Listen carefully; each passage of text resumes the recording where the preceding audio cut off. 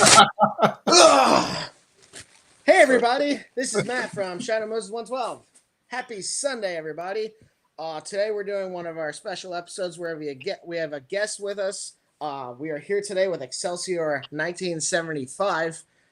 That's where you can find him on Instagram, and we'll get into him. We'll get into that a little bit more to see if he has other handles that he wants to throw out there. But Dan is in the background today, and then we're basically just going to be going over. Yeah, there's that little cherubic face. But yeah, we're just going to be going over some of the work that Excelsior has done, ask some questions, kind of get a little insight into what he does with his whole craft. So thank you for having us, or thank you for joining us today. Absolutely, Um, guys.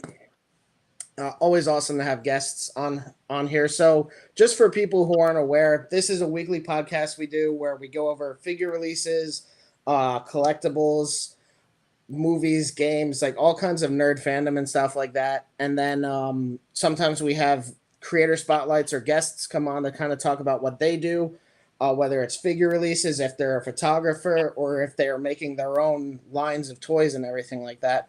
Excelsior is popular on Instagram. And if you could just give us a little background, maybe how you got started into doing the whole toy photography thing. And Yeah, so I started doing stuff probably 2018 is when I started. I was collecting Marvel Legends from kind of like 12 era and or maybe before. It's been like obviously toys on and off in my life my whole life, but Marvel Legends immediately I was drawn to them. I'm a hardcore comic guy, Marvel at heart, sci-fi, Star Wars, everything. Um, so I started like once I got a decent iPhone. I just started posing. I had no idea there was a community. I had absolutely no clue. I wasn't didn't even know about ACBA. I was doing something. Of course, I didn't think I was like doing anything anybody else wasn't doing, but I just didn't know that there was an Instagram world out there. So probably about 19, I started an Instagram, and actually from putting just my regular post up, like, or I might have been right before I put it up. I kind of discovered there was stuff up there, and I started just finding out more and more photographers and people like Sergeant Bananas and then I found like what Boog Nice was doing with ACBA, and yeah, that that's pretty much how it went down. nice. One of the things I immediately noticed when I was looking through all your pictures is that you're doing wrestlers as well, which I thought was really cool. Yeah, a lot of the photos are very nostalgia based for me. That's what I Okay. enjoy out of it. And I was a child. I was born in the 70s, 1975. We couldn't figure that out. And grew up in Chicago my whole life, been here my whole life in the city. And the wrestling, WWF, 80s, early NWA, that was a part of my, whole childhood was wrestling, coming home from school, watching G.I. Joe. In the Nice. morning in Chicago, we had the Bozo show, and they played G.I. Joe and Transformers. So I see that before school, after school, and obviously Saturday morning cartoons. Star Wars at the peak of the Star Wars era, and then I loved comics to kind of stay out of trouble or anything like that. I just would Okay. would read comics, and there wasn't a comic book store near me when I was young, and I had to buy everything off the rack, like 7-Eleven style rack, and Okay. Yeah. and get an issue and hope that next month someone would leave me one of the other issues, or Yeah. it would show up at that store. Right. Yeah. Yeah. There was I remember when I was growing up, there was like a convenience store that had one of those racks, and there was a Spider-Man comic on it that like me and my brother loved, and my dad would read it to us. And I don't know who the hell he was fighting in it, but it was some fire guy, and I don't know anything about the comic. And like Sure. sometimes I'll randomly Google it to try and figure it out, but I can't. It's not Fire Lord or anything like that. No idea who it is. Might have been a one-shot villain or something. For sure, for sure. There's a lot of Spider-Man titles. Yeah. Yeah. especially that Yep. era. You had like 4 or 5 going at the same time.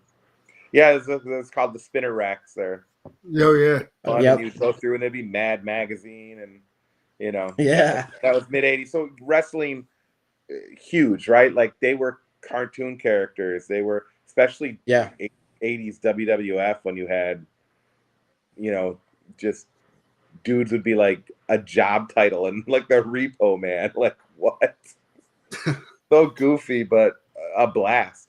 I like the one. There was one picture that I saw in there where you basically show it's Hogan, it's Hulk Hogan yelling at somebody inside the ring. I forget who it was. George the Animal Steel, yeah, that's And then like, like you show the real life scene when you scroll over. I'm like, you did a really good job recapturing that oh, moment. thanks, man. That was really cool. Yeah, I was actually kind of curious looking at your stuff. If you look at like comics for inspiration, it looks like a lot of stuff you do for like Yep. Marvel at least is more vintage looks, which is actually what seems to be more popular than like the MCU version of everything. Yeah, that's the picture, Dan. Yeah, So But once I got that Hogan with the blue trunks, yeah, I was like, once I saw he was coming out, I like, oh, I know what to do because I knew that image. Like I'll watch like the Peacock. Like if I have nothing else to watch, I'll just okay, continuously watch like old '80s and '90s wrestling. And then by the time my wrestling went from like '82 to like '95, '96 kind of era, okay, right before the Attitude, because that's when like um life was getting real because I was getting out of high school and yeah, had to like go to school, get a job, and of course I'm sure I was involved with some female where I was, it was a girlfriend or whatever, and I was like, oh, I don't watch wrestling, whatever. yeah. That's awesome. So, But now I have a wife that loves wrestling. We went, and I didn't mean to interrupt you, but my no, wife, you're she good. loves everything. She's actually a toy photographer too. We have the same interest, but it's funny. We went to Japan last year, and the first thing we did when we stepped off, which was her plan, and she didn't say anything, and she's like, I'm taking you to a death match in Japan. So when we got off, I mean, literally our first day in Japan, we were at the Tokyo Dome, death match wrestling, which was great. Oh. Yeah, for those who don't know, that's where they actually incorporate fire and pyrotechnics and the stuff they can't get away with in the States. Yeah. Japanese wrestling, they don't F around there. Yeah. You were talking about how like Marvel Legends is like what got you into the toy photography. What was the one figure that you remember picking up and being like, I have to get this figure. This is what's good.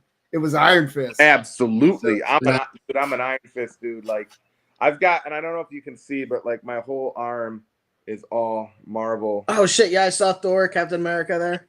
Yeah, Fantastic Four. Yeah, they're all the vintage ones too. That's awesome. Daredevil. The newest one, and then I got Chicago right there, of course. The newest, like the like the kind of more everything's old Kirby and old classic. Yeah. This is the newest, which is Moon Knight, which I'm a big like Moon Knight, street level. Okay. Yeah. Yeah, and this side's all Star Wars. Star Wars. Oh, sick. That's crazy. Beatles and Chicago flag. This is our city flag. Nice. That's awesome. Yeah, I kind of had the feeling that you were more into the vintage, kind of that silver age, I guess, as I generally call it. Yep. Which is actually what they've been doing with Mezco, Pete. Let's go. Despite not liking the Joker figure, Pete. What are you talking about? Not liking the Joker? It's from that era, the Mezco figure. Oh yeah. I digress. But yeah, that's awesome. And yeah, to touch back on your wife is into the toy photography and everything like that and the wrestling. Like when I lived at one of my old apartments, Pete crashed the night and he's like, this is a lot because he saw all my stuff everywhere. He's like, you're gonna need to find someone who's cool with this. And I'm like, yeah, I know. Because like there's a 3-foot Godzilla statue behind me. I have these Lego sets that I put together and shit. Like there's the super carrier up there. That's amazing. Yeah. Let me tell you one thing real quick. This is another thing we did when we were in, because you mentioned Godzilla. the one thing we got to do over there when we were there in November, is we got to see Godzilla at Toho Studios, the Godzilla -1. Oh yes. Yeah, that was again the wifey. She's like, "We're going to Godzilla tonight." That's awesome, and that movie was so good. I loved Yeah, it. we actually found a theater that played a one with subtitles, so Right. because that's one, like, I know a little Japanese, like we were able to maneuver through there, but I couldn't follow a movie, and I was Right. like, hoping, and it turned out they had one with subtitles because there was so much dialogue in that Yeah, new there one, is. which I think is the best for me, is the best Godzilla movie I've ever probably seen as far as a movie, a story. It really is. Like I don't mind some of the American ones that have come out recently, but like that one really brought it home with Godzilla's story. But even just the human aspect of it was actually intriguing.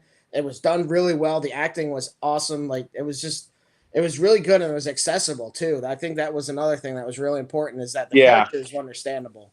it was outstanding. Yeah, my wife, she's that's very cool. She's like, we have so much sense. I mean, for Valentine's Day, I bought her a subscription to the Hayat channel. That's what she wanted. Okay. So she can watch films. Are they showing -1 on Prime right now? I think is On that I think Netflix. on on Netflix. Netflix. Okay, yeah, yeah, Yeah, I haven't checked it out yet, so I'll probably check it out too. yeah. You should. I think you'll really dig it. So good. Um so you're really prolific on how often you post things, it looks like. How do you stay that motivated to be so active? So here's the thing, because I have other people ask me about this. Like my one buddy's always like, "How do you shoot so much?" And what I do is, because one thing, I have probably a little bit more time than most people because I'm a DJ for a living. That, like, Fridays and Saturdays are pretty much my only work days, and then Right. Sunday until, like, I might do other prep and other things like that. But like, I have basically the whole week to shoot if I want to, and it's half like keeping myself busy with doing something fun, and it's half like preparation too, with like, I'll write down ideas, whether Okay. it's something from I read in a comic, or because I read comics probably every single day. I'll read something, or if I'll see something or get an idea, whatever the case, wherever the inspiration is, or it's like something new came in and I'm like, oh, I just want to do something. But I'll write a list, and then I kind of know where all my diodes are. I keep things organized, so it's pretty easy for me, like, to see that image and know exactly how I want to set it up, like, and then I'll write it down. So then, which is honestly half the battle, is thinking of something to shoot and create. So That. everything's kind of pre-thought out, and it'll be like, and I'll have like 5 or 6 on my list, and sometimes I'll just set one up, shoot it, go to the next one, go to the next one. And I mean, honestly, sometimes shoots are only like, sometimes I'm not, like with the wrestling, once I have like one kind of like dial setup or background setup, Right. it's swapping out figures and doing a different angle or a little bit different. So I can do like 5 shots in like an hour. Yeah. So, Yeah, because it's essentially them walking out, which is really cool because you're kind of recapturing that paparazzi look there too. yep. Yeah. So yeah. And just the biggest thing is, just being prepared and kind of Okay. like, and it's, I mean, and I sit there, it's funny, like I'm sitting there, I'll lay in bed and I'm like, ooh, and then I'll write down the idea. Writing down, keeping like that notepad open on your iPhone or whatever you're using, boom, write it down. I have a list of probably at any given time 100 shots, like, of ideas, and then if I'm stuck, then I'll just go through that list and like, oh wait, I thought of that like 6 months ago. Let me do that now. That's a good idea, actually. Yeah. Basic notes, like I'll put like, you know, uh, Hulk punching Spider-Man, and then kind of like get the visual from that. Sometimes it's as simple as that, and then I'll read like the night before and like get an idea of what I want to do the next day or whatever, Okay. you know. Yeah. And I try to do things like I try to be quick. I don't try to have a shot take more than like an hour to do. Like I know sometimes people like I see and I'm not saying anything's wrong with that. I Yeah. see sometimes people they'll have a set up for like 3 days, you know? Yeah, like there's some of the little behind the scenes. Like that one might have taken a little bit longer to do. Yeah, because you have that many figures and in those Yep. poses too. Yep.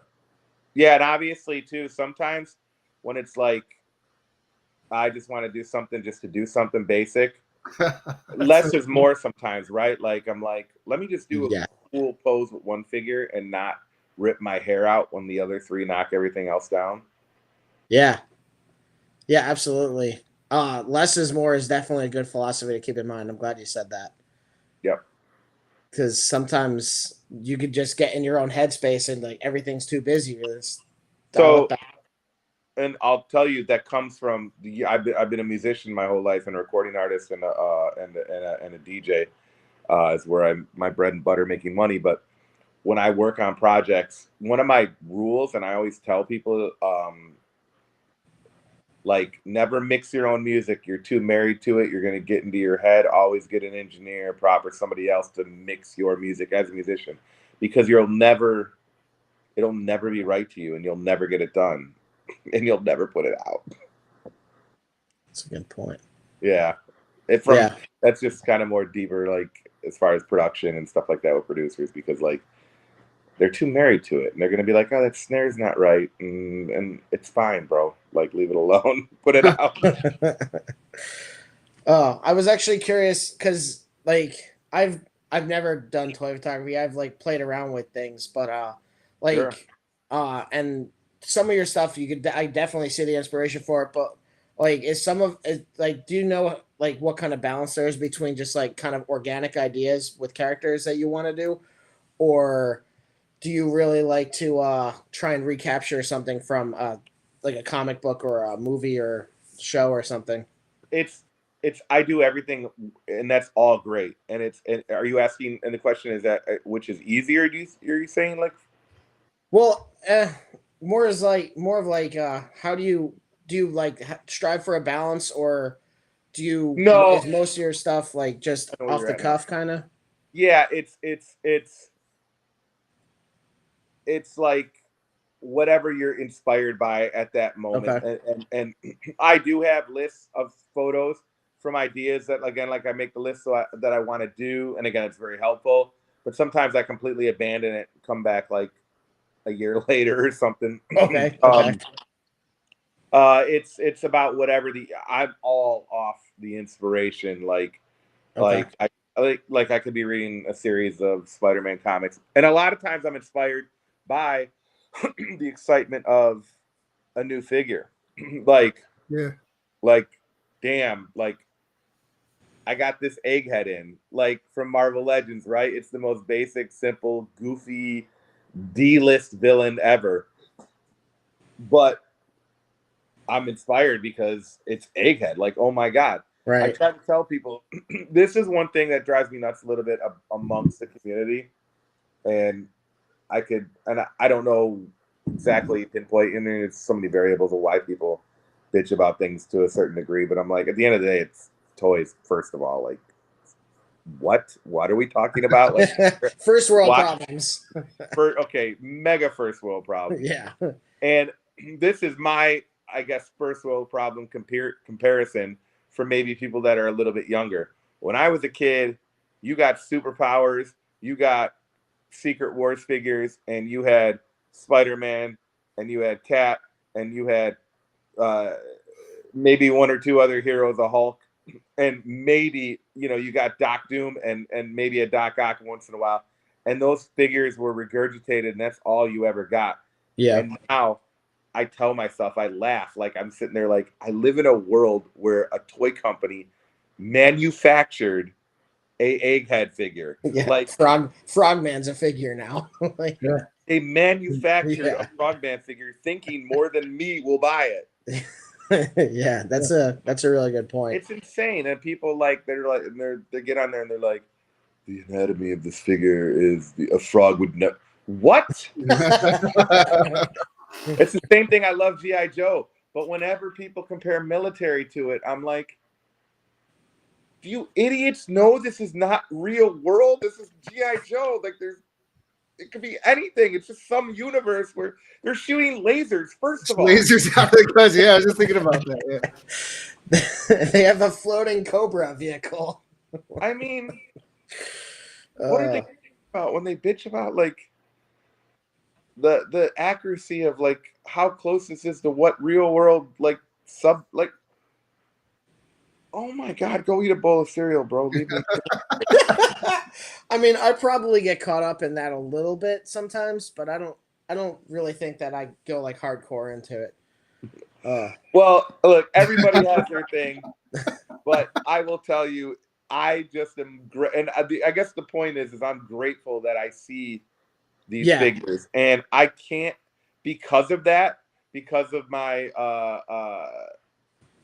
like I can't be mad. Like, damn, if they get, when they gave that Howard the Duck statue, I was still happy about that. And I know it's like not articulated that well, and people were like, we're doing better than this, and I'm like, and I agree. I understand things, but like at the same time, like, I'm really whatever. Call me whatever, a Hasbro or whatever you want to call me, but I'm really happy to be alive to have these things to like shoot toys. Like if my 12-year-old self knew what I was doing now, loses mind.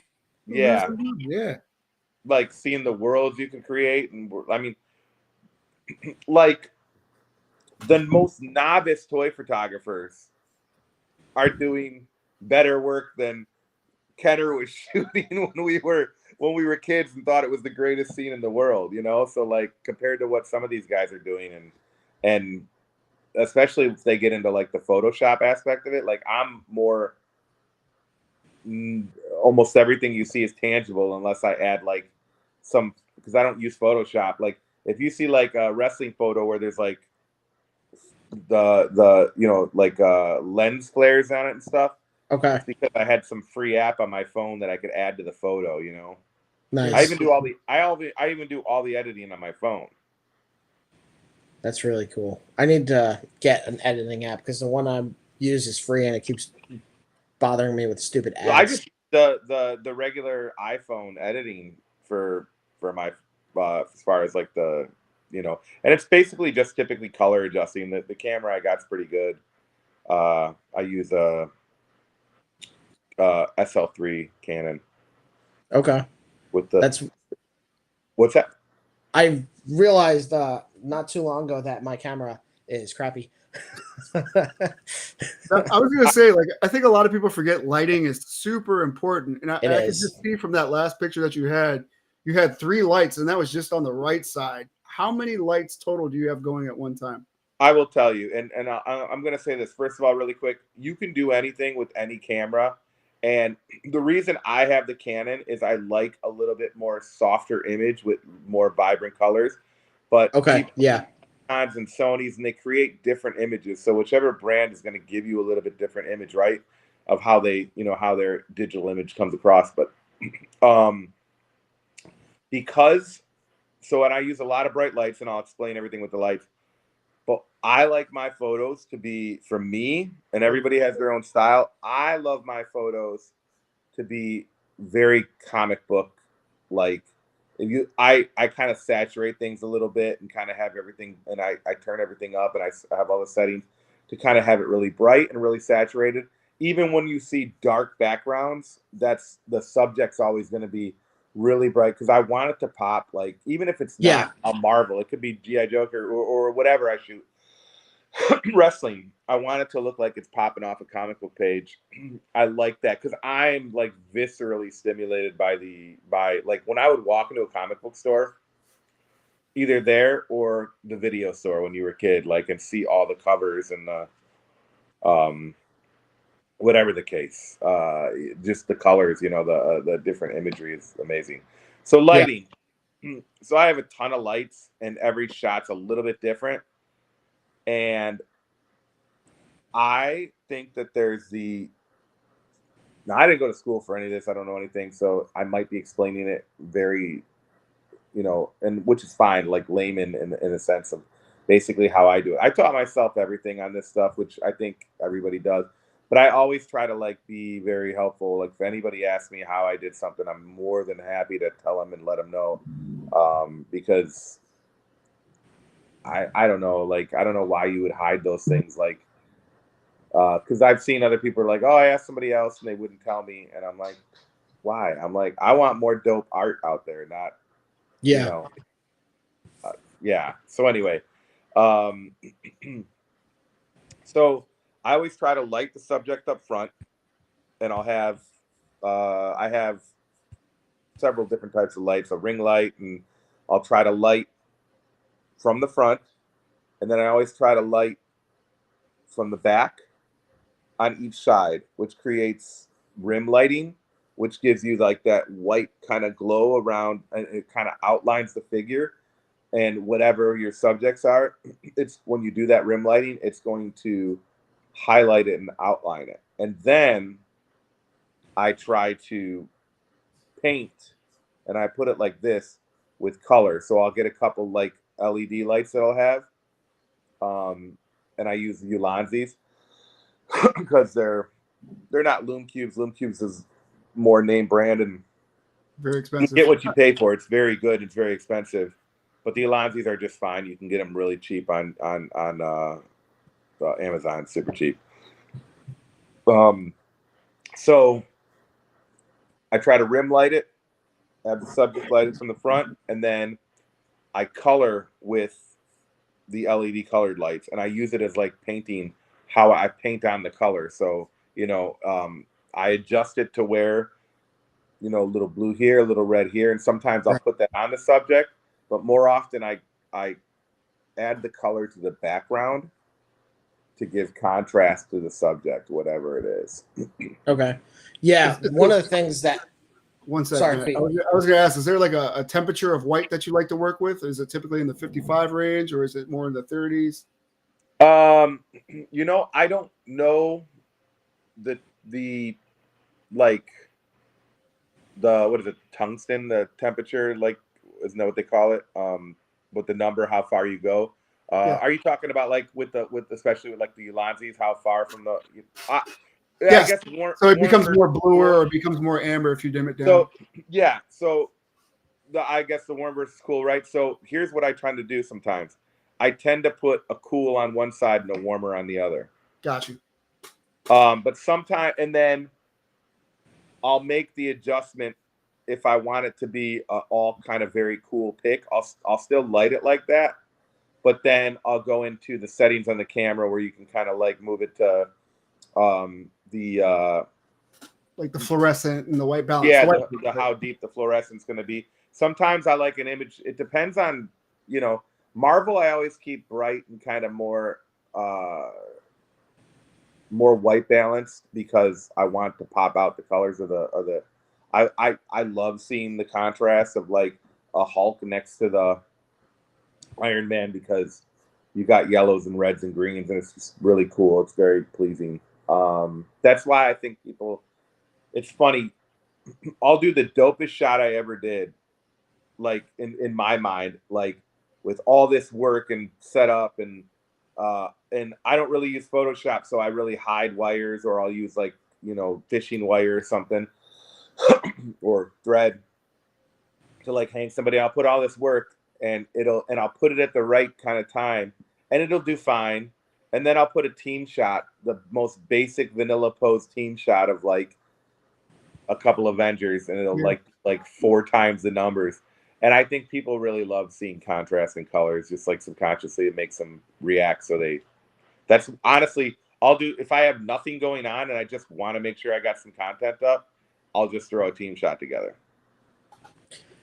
One of the things, your colors are always popping. That's the one thing I noticed. Like you, D Amazing, Boog all have in common. Very vibrant character colors when you see the photography at the end. Thanks. The Amazing's amazing. I always feel like I'm biting him when I do something bright, and I'm like, man, but he just inspires me. Yeah. I think both of you guys are great inspirations for the community, especially just the way your workflows seem to be similar, where it's just like, oh well, I wasn't really taught. Well, D Amazing does photography for a living, but just you coming in, like how you mentioned earlier, you just kind of like picked it up yourself and decided I'm do some rim lighting in the back and all that stuff in the front. Amazing work. YouTubing like basic photography rules. I didn't want to go too deep because I didn't want to overcomplicate. Like, you know, like my mom was always like, keep it simple, stupid. She's like kissing everything. Yes. Yep. And sometimes going too deep down the rabbit hole. I made that mistake trying to learn how to 3D print when I realized that 3D print people might as well be like fucking, oh, I'm sorry, I'm swearing. I didn't know if I could. They might as well be like Van Gogh, because there is such an art to 3D printing. Like, I was immediately defeated. I don't ever quit anything. 3D print, I bought one and I was defeated immediately for sure. I'm like, there's no way that I could try to learn what it takes from the actual printing, the art of printing. So immediately I was like, Shadow Moses, I need help. So you said something earlier that I agree with 100%. Why hide the information? So if you could help anybody out with like lighting and stuff like that, and I try to live by that same philosophy. Hey, if you guys have questions about 3D printing, anything that we can help out with, please let us know. You know, I've built 3D printers and added all this other stuff like linear rails. The medium has changed a lot since then. So it's much easier for somebody to just step in, pick in a printer and just get printing right away. Sure. So much easier. But we want to let everybody know that, hey, we're here to help. We want to see the art. That's what we want to see. We want to see. I want to see someone go from I love seeing someone grow from like a novice to a outstanding photographer, whether they're inspired by me or I'm helping them or anybody. Like, I think it's dope to make communities grow and art grow and in the best way, very positive. But yeah, I'm the same way, man. Like, and that also comes from that hip hop world. As a DJ, when we were young, you'd run into guys and they wouldn't want to show you or tell you what records they were playing. And I was always like, I'll give you my whole crate. You're not going to DJ like me. And I'm not saying that as a overly braggadocious way. I'm just like, you're not me. I'm not you. You're going to rock this way different than I am. And I'm not worried about it. Same record. Yep. Because, you know, there's musically, there's all kinds of, especially DJing, there's rhythms and different ways people move and create. And it's just, yeah. And, you know, Chicago is it's a big DJ city. So kind of in the beginning and a little bit before we started, we're talking about like what you're into, and Star Wars, Marvel are huge. Do you collect and keep figures, or do you just get figures and then kind of pass them along? Or I got to think about getting a new house at some point. So gotcha. Yeah, no, I keep everything. It's funny. I was talking to one of my buddies, another music guy, right? He's a big G.I. Joe collector. Okay. Nobody kind of knows. They know him from on the community, but he's actually Grammy Award winning. And there's a reason why I say this. He was a big producer for Twister and Grammy Award winning producer and all this stuff. Oh, Twister. And he's known for doing Twister and stuff like that. Nobody kind of knows, and part of like that whole legit ball in his whole camp. Nobody, because he goes by his real name on there, so nobody knows it's him. Okay. And he buys tons and tons of stuff. And we had this conversation about how we feel like this is some sort of revenge from our childhood. Like it's trauma, because so he had a fire and it burned all his G.I. Joe toys when he was a kid. And so it like totally ruined his like life on collecting toys as a kid. Yeah. You know, he was going to music, and he said he was walking through Target and saw a Cobra figure, a Cobra Commander, and he's like, boom. Next thing you know, he's like, dude, I'm down that like plastic crack pipe of buying like he was buying like 3-4 hisses, you know, buying 5 Dragonfly, like because he had money to do it. And he called me. He's like, he goes, I don't know why I bought all this stuff. He goes, I want to do photography. And I'm like, you don't need all of this. Like, he's like, I don't really want to sit on it in a room. Why? He's like, I'm just going to sell it now. So I'm going to help him sell it. But like, I was like, and it's funny because Army building, I told him, you don't need, if you're going to, like, unless you have a room where you're going to collect and display everything in some massive thing. I'm like, I don't buy more than like, if I army build like something, I got like 10 because I can't fit more than like 8, 9 in a shot anyway. Yeah. I army builded a few of the G.I. Joe guys, but I got like 5 of them. Like the Red Ninjas. I think I have 5. Because what are you going to do a shot with more than like that many figures? It's like, you're either like 9 feet away taking the shot, or like, or you're like, exactly. or it's just too much and it's too busy. Less is more. Right. So I guess my question is, like, there's a lot of advancements. We've seen Marvel Legends like progress as a toy line. Oh my God. Especially in the last 2-3 years, where like the painting has gotten better. They went pinless. The articulation has gotten better. If you've already had a classic figure, are you now getting rid of that figure to replace it with a new one, or are you keeping both? 1000%. I am a sucker in the sense of like, if there's a better head sculpt, I'm like, next. Like, because for me, it's the photography, right? So I want to get that, like, I want to be able to just get in and like get the absolute best photo for that figure. You know, I want to make it look that scene or whatever look the best. So yeah, absolutely. And it's funny sometimes, like, I know something's coming out and I'll hold it because I'm like, oh, like I was gonna do a shot that had the Warbird Miss Marvel, and I have the old one, so I've got that on hold until the new one. But the second that drops, literally like an hour from me ripping that package open, that shot's gonna be done because I'm just waiting to do it. Yeah, actually, I saw your with the new Hank Pym and the Wasp figures. I was like, oh, those are the new ones. They look so good. It's they crazy, look so like, good in pictures. Thank you, man. I felt like I was like, that was another one waiting because I knew they were coming out, but it surprised us. Nobody knew they were shipping them so fast. I literally didn't even know they were coming out, and they were at my door, and I didn't know anybody didn't have them or had them. I'm like, what? And just shot it, and I was like, so beautiful. Those were outstanding sculpts on those. So, do you do anything with like bigger figures, like Sentinels, or like, are you gonna get that Giant Man figure? Absolutely.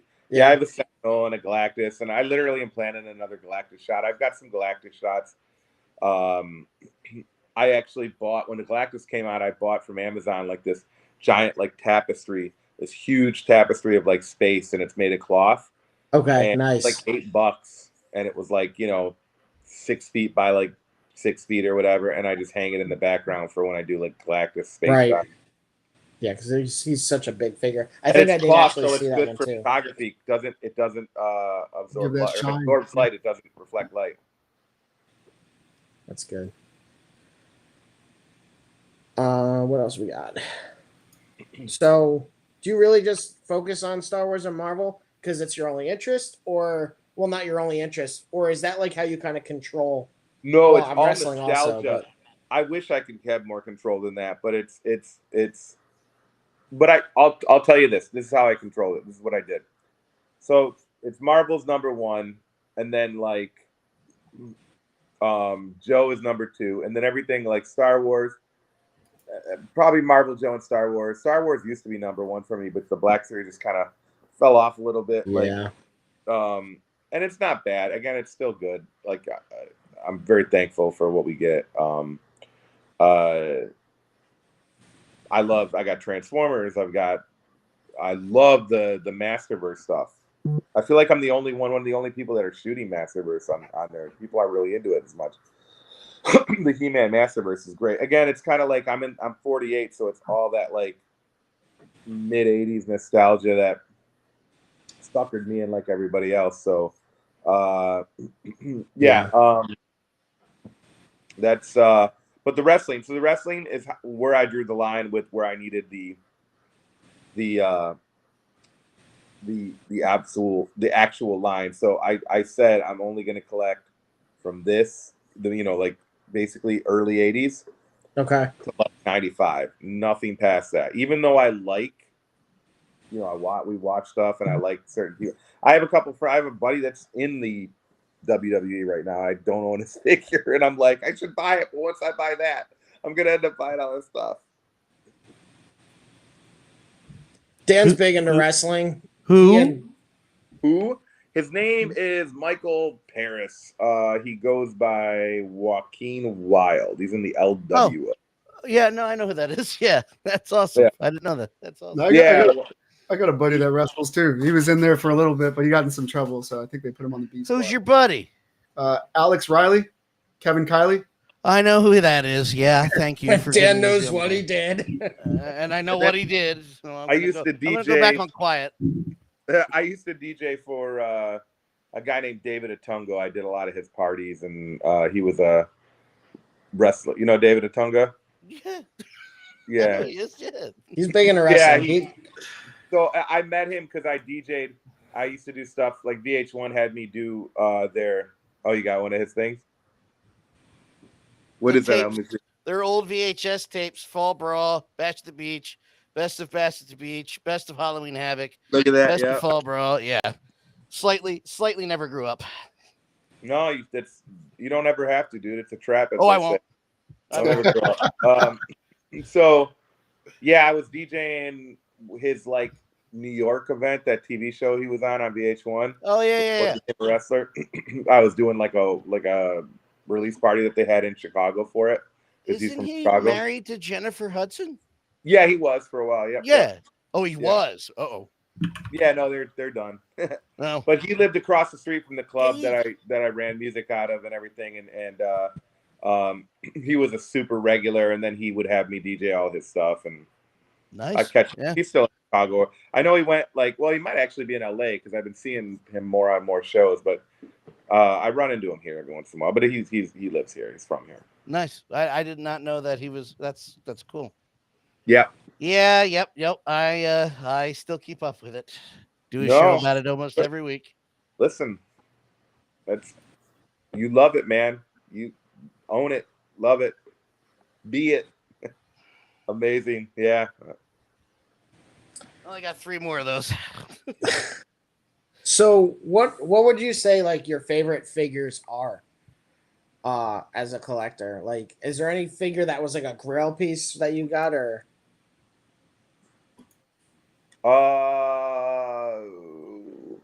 I have great. So I never really had to wrestling more. I had to find stuff. Marvel Legends I've been collecting so long, things that became grails I kind of already had. Okay, that's fair. Because I'm always just like getting whatever's new, and I don't wait around. I don't try to because I always want to shoot it. So I'm like, I can't wait till I find it at Ross, maybe. Yep. So, and I'm at a position in my life where I can afford to do it. So I don't spend my money on having a boat on Lake Michigan or this or that, or, we don't spend our money too crazy. We're pretty chill people. We like going to the movies and keeping it chill. So I'm like, I'm going to buy toys. Like I was saying, my buddy, he was, revenge that fire and buying every G.I. Joe he could ever buy because it ruined his life at that point. So he feels that we laugh because we're like, it's like a trauma revenge hobby. Yeah. And I'm the same way. Being able to buy the things you wanted as a kid, and then oh look, I've got this fun excuse to play with figures at 45 years old. I'm gonna do this. I will say this one guy I ended up becoming really cool with this guy, and he is my favorite. Hands down, he's both a photographer and he does reels, and I think he's the best dude to watch on the internet with Toy Anything is Marvel's JY. And he basically just makes reels of, he'll set up all his figures and he'll put up a song, whether it's rap or rock or hip hop, whatever the case may be, and he'll just make a little story with that song. So it might be a DMX song, and he's going through the streets with Spider-Man. It's just so dope, and he does every day. He does something dope. That's pretty cool. What was that guy's name again? Marvel Marbles JY. Marbles _ JY, I think, if I remember. And if I'll send it. I can't recommend him enough, like, for daily awesome cool content. There are a lot of people doing very cool things out there, and it's too much to take in. So like, yeah, thanks for throwing his name out there, because Pete and I aren't familiar with his work, and we're gonna have to look into it. Yeah, no, now. Everybody should be. I try to like hit people to him because he's the coolest dude, but he's fun. It's really basic. He just does something dope with a song, right? And constantly just enjoying his life. I like to see people enjoying their life, man. Yeah. And I'll say this about Pete, you're with the 3Ds, you look like, even when you make your posts, you look like you're really enjoying what you're doing. You're getting a lot out of it. So that's good energy. It makes me feel like I want to like support that, It is. Yeah. It's a lot of fun. Like we have visions of like, how I got into this is because my son was born and I wanted him to have really cool toys. So that was like the rabbit hole for me. So I got back into like starting to collect, and then I got into 3D printing and wanted to make stuff for him. So I really wanted him to build out like his own like little play area.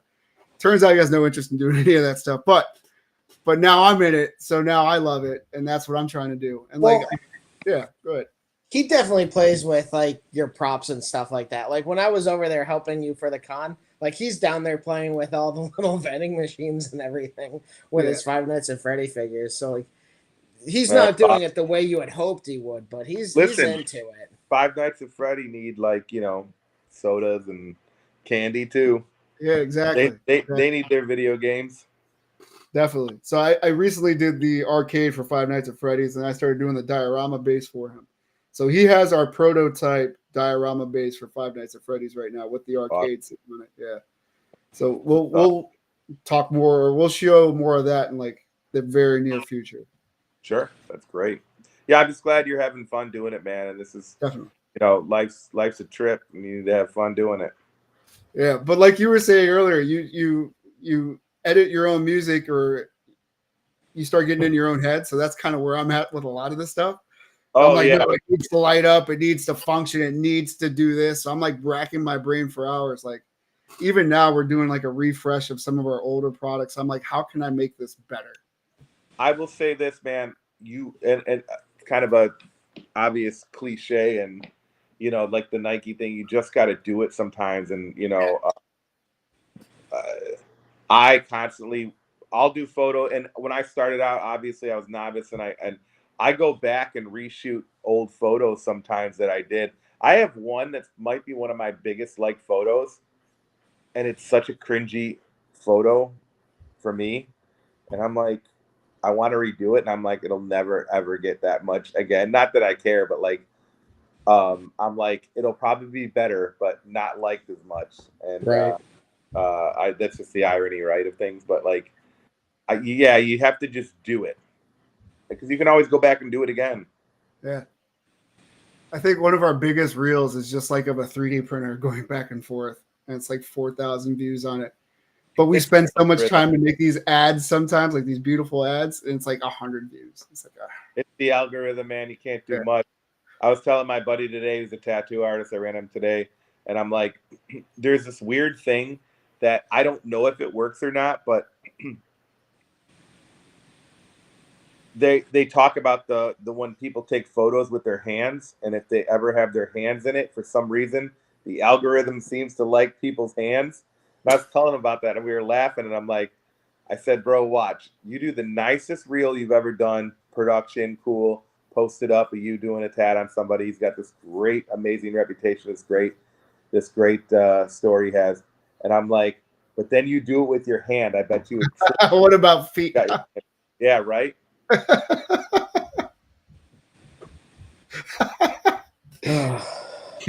Bro, that's what OnlyFans is for. Yeah, but it's just weird. And have you guys seen that or heard that about that, or experienced that at all? Of what aspect? If you post a picture of just the figure Oh yeah, yeah. No, I actually have heard about that. That the hand gets more recognition for some reason. But if you put your hand in it and holding the figure, it just, from an algorithm standpoint, does exponentially more numbers. I don't know why. I'm gonna start posting pictures of my feet holding stuff to see how it goes. Bro, do it. I'll like it. I'll hit it. I'm gonna try to. There you go. I'm gonna give it a shot. Here's my Sting figure. Ooh, nice foot. Yeah, for real. What's that old OnlyFans money trickle in? Let me ask. Only Dan's. Only Dan. Only hand. What's your favorite wrestler of all time? Sting. Okay. Nobody could be mad at that. No. Well, you'd be surprised. I know, but like legit, right now, my favorite modern wrestler is I almost called him Luis Punisher Martinez, Damian Priest. Oh yeah, he's cool. Yeah, that is a guy. The delay is going to throw me off. Go for it. No, go ahead. No, I was going to say I had the pleasure of working with him in a couple locker rooms, or the locker room a couple times, and he's just in the world of professional wrestling where a lot of shitheads, and you can curse a little bit on the show, by the way. Yeah, sure. Get nice fame. Guy. He's a nice guy, and he also is so good at what he does. And he deserves it. And it's just I don't care if it's 2 more months, 2 more days. I'm just glad he is where he is, because that's cool. That made me so happy. I think my all-time favorite is Ricky the Dragon. Oh God. There is very rarely because we do it every other week now. We've been doing HIC Talk Radio promotion since 2012, and we do it bi-weekly because so much stuff happens. And we forget about so much of it that we just focus on what we remember that happened in the last 2 weeks and talk about that. And then I call Craig the historian because he'll bring up today in wrestling. And there's not many weeks that go by that he doesn't bring up Ricky. Yeah. He's not remembered now, but he had a run, and I don't remember the year now, but recently where he was out wrestling. I want to say 2008 or 9. He was out wrestling, maybe a little later to that. He was out wrestling everybody on the show, and the guy hadn't done it in 20 years. He was one of those guys that made it look. He was so good it made it look like he was no effort at all. Yeah, him, Ricky, Bret Hart made him look like he wasn't even trying. Shawn Michaels when he was in a good mood. Mr. No Cell, Mr. Mr. No Cell. That's what Well, Hulk deserved it, so I'm very happy about that one. Don't get me started about that. I love Flair, and I love the bad guy. I love Flair. Listen, I was about to bring up Razor. I saw that picture. That one of the first things scrolling through your Instagram was I saw him in the 1, 2, 3 Kid picture, and I was like, I like this guy already. Yeah, I like this guy. Scott was another one where Scott Hall, Razor Ramon, was another guy who, when you tell your friend about wrestling, it's all fake. Like, no, you don't get it. Watch this guy. You show him Razor, you show him Scott. Yeah. I guess today would be Randy Orton. He doesn't look like he gives an effort at all. In a good way. I mean, those guys are top athletes, man. God, jeez. I'm not into wrestling, but I like Damian Priest because I know Dan says good things about him, but I have another friend who knows him from childhood. But I also like Sputnik Monroe. Oh, the Public Mopri. Yeah. Yeah. You know who is from... Go ahead. Okay. Sorry. I was gonna say, are you big CM Punk fans? CM Punk's cool too, yeah. Oh man. I've met him a couple times, and he's the absolute biggest D-bag, one of the biggest. I knew it was coming. Oh, fuck. He lives in the building above my buddy's tattoo shop, and he gets his mail there and stuff. And then I was at another event, and I was at a private screening for this show called Heels, I think it's called. Oh yeah. And he was on. And I had never seen the show. We got invited to this event, and he was sitting in front of me, so I could just listen to the D-bag things he was saying to his buddy. And also, mind you, I know there's like smaller guys, but this dude talks a lot of junk. Being one of the smallest dudes I've ever seen in professional wrestling. He's so tiny. Like, I mean, listen, he never won a dogs. Not a good time. Well, they don't care. He never won an MMA fight either, so it's like maybe I could take it. Well, that's yeah. I was like, I go to my wife. I'm like, this dude fought real fighters, like real, like he's like. Well, I mean, he got punched by them. Yeah, a lot. He got punched by him. Yeah. So he's like Logan Paul. Oh my God. Phil, Mr. Brooks is I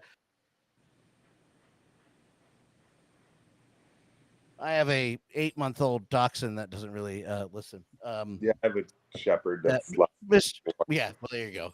Mr. Brooks doesn't really like people. Nah, he's a pretentious jerk.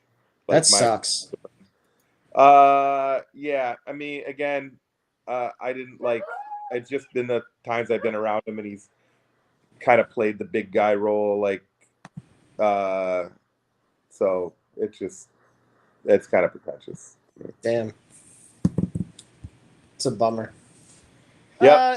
Yeah, I hear it's 50-50. You catch him on a good day, I hear him, he's such a nice guy. And then the other 50%, I hear I've heard stories like that before, and I'm like, Yeah, he's pretty around. He's a very. I will give him the credit. And it's the only reason like I was ever even around the guy that much is because I will say he's down to earth in the sense that he's very approachable and he's out. Like he walks the streets of like Wicker Park and stuff like that. Just don't call him Phil. Right. So what's it? I got an off-topic question. I know you're a big Iron Fist fan. Finn Jones. Ooh. Thoughts? Yeah. I always sound like I promise, guys, I can be I can get mad at things and I can get angry at things, but it's funny. Everyone's like, I can hate things sometimes. Everyone's like, you love everything, and I'm like, again, maybe it's the fact that like I'm seeing things come to life. I wasn't mad at Finn Jones as Iron Fist because, and this is how I was buying it. I've always read Danny Rand as a fish out of water idiot. Like he really, when you read Iron Fist comics, he's not, his superpower is definitely not his brains. So like Finn was playing him kind of as an aloof knucklehead who was fish out of water, like out of time. And I honestly think a lot of people didn't like it because they didn't understand Danny Rand that much, which again, that's fine. I don't expect, look, I can't believe I'm in a world that there's a Moon Knight TV show, like insane. Now, will I say the choreography could have been a lot better for him for a kung fu show? Absolutely. We were like Daredevil's better than this as far as some of the fights. But I thought Finn was fine, and I'm all good for him coming back in the MCU, which I really think that's another thing too. I think especially with the MCU or even whatever, any of these toy things, like something becomes somewhat of an internet rumor and everybody buys into it like it's gospel. I still don't know. Like everyone swears that Hasbro will never put out a Cobra Commander hooded, and who from Hasbro has ever said they're not? The rumor is, I heard that's next, the hooded Cobra Commander. Yeah, and we've heard that rumor, and they did announce the other one, and I still think that's going to come, especially with like they can do HasLabs, they can do whatever, they can put it out through another source that's not going to sit on a. I understand the argument of a hooded figure being sold like that, being sold on Target shelves, and it's not necessarily. And you got to understand too, this is Hasbro and Mattel. These two companies, their reputation is not the stuff we collect. Their reputation is all the kids stuff they sell. Mm-hmm. So they can't ruin. And I'm not defending a big corporation. I'm just saying, let's be realistic. Mattel is not going to risk getting any type of bad news over G.I. Joe figures, while maybe G.I. Joe at its highest point is still like a tiny percent of what Hasbro does. Like tiny. It's so insignificant. They do it because it's still another revenue of money, and it's their history and its popularity is huge right now. But man, they make all their money on like baby toys. Yeah, that's a good point. They don't care. Like when people are like, they're going to listen to it. No, they're not. They don't care. Yeah, there's Finn. I thought Finn was dope, and like the effects were dope, and I loved how they did it. That's another thing too, is you got to remember with the MCU. MCU is not 616. They do a lot of things that they try to make it as connected, as far as the origin story, but you also have to you have to set things in a real world to make it believable. So I there's very few things in the MCU, and again, maybe I'm just like I don't know. There's very few things that I've thought personally were like super trash. There's definitely things that are way better than the next thing. Secret Invasion was boring. There wasn't a whole lot to it for me. And there was no reason that, and from a comic book standpoint, the whole point of that is seeing all the great superheroes of Skrulls. Like, if you don't do that, then it's not gonna hit. But like Shang-Chi, it's another character I love, and I thought out of all that Phase 4 stuff, Shang-Chi was my favorite. I like Shang-Chi. I thought that was done really well. Pete doesn't like there's a kaiju fight, but other than that, Oh yeah. I thought it was a really cool movie. I thought it was a good origin story. I also honestly, I like Quantumania, Multiverse of Madness, No Way Home. I thought they were all good. Loved it. Yeah. Quantumania was fun. People are complaining about the effects. I'm like, they're in the microverse, like, or whatever, the quantumverse. Like, okay, guys, like, you got to have a little suspension of disbelief, like, you got to give a little break. Now, here's my defense with MODOK, because a lot of people hated MODOK, and I think, and MODOK's look that way in the comics with the bald head. And that is comic accurate. But I think if MODOK had like a toupee hairline thing going on, people would have been way more accepting of the look, because it would have been way more traditional of what he looked like. I don't think they would have been tripping so bad. And MODOK, also, if you read it, MODOK's always been a goon. He's not not like a leader. He's not smart. Like, I mean, technically he is smart, but he's always a follower. He's always kind of he's not your big bad. He's like he's a goon. He's a second to Kang, or he's a second to Red Skull, or a second to whoever. He's never If you would have put a toupee on that guy, see right there, and he had that flat top Frankenstein haircut, he would have looked a lot like MODOK that people want. I still don't see a problem. Like I loved it. It didn't bother me, man. It didn't bother me. And the whole corny MODOK, I thought with the Darren and the way he was like origined out, I was like, that's genius. Because how else? It was so good. I also think if you put a toupee on him, I think people would have made it more of a joke, and I think that you would not recognize him as well. So here was my joke that I wrote for that. I was telling my buddy, because we'll often like rewrite our own parts and kind of envision our own things, but the difference is I don't like with like Marvel nerds and Star Wars nerds who get on the internet. I'm like, I don't envision something and then get mad when they don't do it. Right. Like it doesn't bother me. I'm like, I'm not expecting you. You don't read mine. So that was dope too. I thought the armor was dope. But I was like, he needs to come and be like, look, Scott, I'm alive. And now I've got hair. Like, and it's a toupee, and make it a joke, I even like make it even like where he's more happy about his hair than he is. That would have been perfect. This is all of the upgrades. Yeah. Yeah. I mean, it would have been stupid, but again, MODOK is stupid. The whole thing of MODOK is corny and stupid. It is. When I told my buddy, I said, when the MCU became a real thing, I said, listen, if they can make Steve Rogers is one of my favorite. I love Cap. Okay. Love Cap. If they can make Captain America in the Stars and Stripes look legit, they can convince everybody, this universe is real. And that's exactly what they did. They're like, because technically he's probably the corniest looking superhero ever with the. Now I'm not saying anything just because the way the Stars and Stripes, it's so old and so like dated, and even in the Silver Age he was kind of, he was dope, but he was dated, and I love it. I love what Steve Rogers is. I love that character, that archetype, but if you can make him look real, like, yeah, believable. Because Iron Man's easy because it's just tech and it's sci-fi.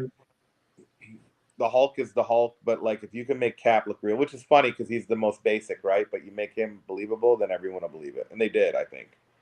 Yeah, I think they did a good job with Cap. Steve, Chris Evans. Chris Evans, yeah. Yeah, I think he did. I think he was a really good choice. I mean, he's Cap. Yeah. The other thing I was going to say about Multiverse of Madness that I saw people giving blowback about, they were like, well, how are you planning on making Kang this overarching villain when he got beat by Ant-Man?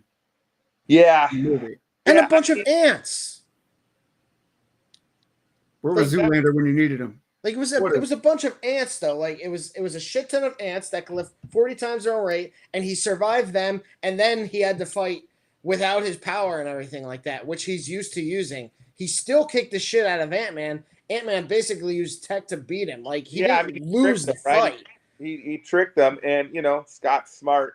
And I will say like this: this is what I tell some of my friends that aren't like hardcore comic book people, and they kind of, and I put it to them like this. And this is an excuse for something being bad, but what I say is, and they're dialing this back now, from what I understand, with the amount having the quality over quantity now, which is great. Yeah. But I try to explain to them, the Infinity Gauntlet is one story, right? The Infinity or the Infinity Saga is basically one story, and it's like when we read story arcs in the comics, you have crossovers and you have 30, 40 issues you might read to read a story, right? I'm like, Quantum Mania is just one of the stories that tell the whole thing. I like to believe they have everything planned out, but sometimes I'm like, how far are you into this story? Yeah. As far as like what the full vision is. My thing was like, if you look at Kang just in the Quantumverse, the power that he was able to amass with nothing, could you imagine if he was able to get out and be at full power? Yeah. That's what I try to explain to people. Like everybody's like, oh, he got beat up by Ant-Man. Yes, but he's in a probability matrix where he can get with the other Kangs and have the single-minded focus of, yo, I am going to crush that motherfucker when I get out of here. Well, and then be able to get out and amass that power on the MCU universe. He would annihilate them. And that's what I was hoping to see. It's sad that John Majors is not in it. Yeah, no, that is sad. I'm kind of hoping he can, like, with all what he has been hit with, and obviously, you do certain things, you need to pay for what you do. It is what it is. I do like him. I definitely, I don't mind a recast.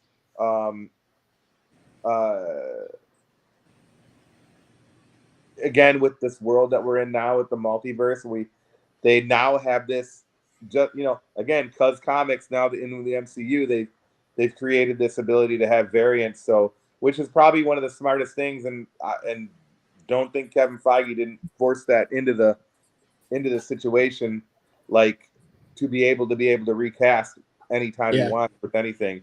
And that's another thing too. Like you got to remember, like people are going to be really angry that the Avengers aren't going to look the same moving forward. My whole life, the Avengers never look the same every few years.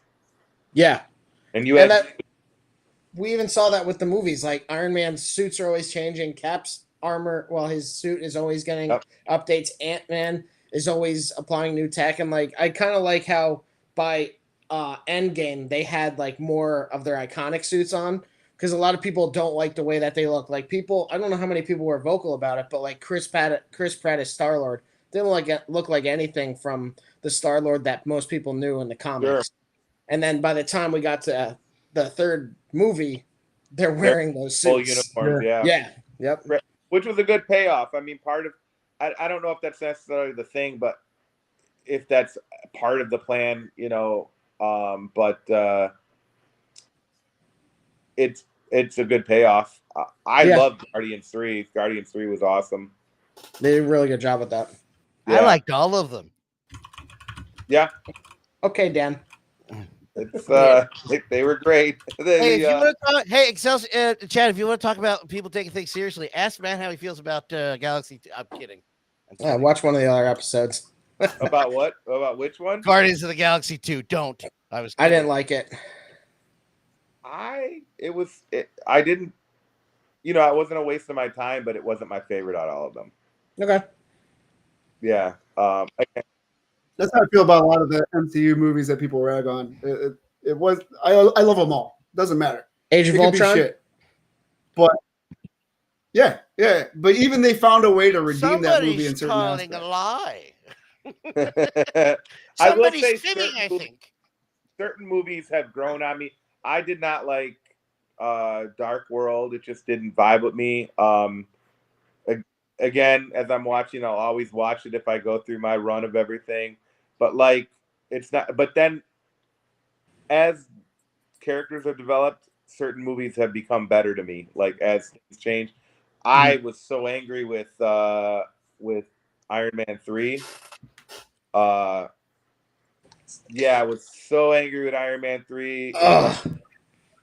Now here, since they kind of retconned to the best of their ability and all the reasonings from me in my point of view, I think is all valid and I'm fine. And I loved how everything happened. A lot of people still don't, but whatever.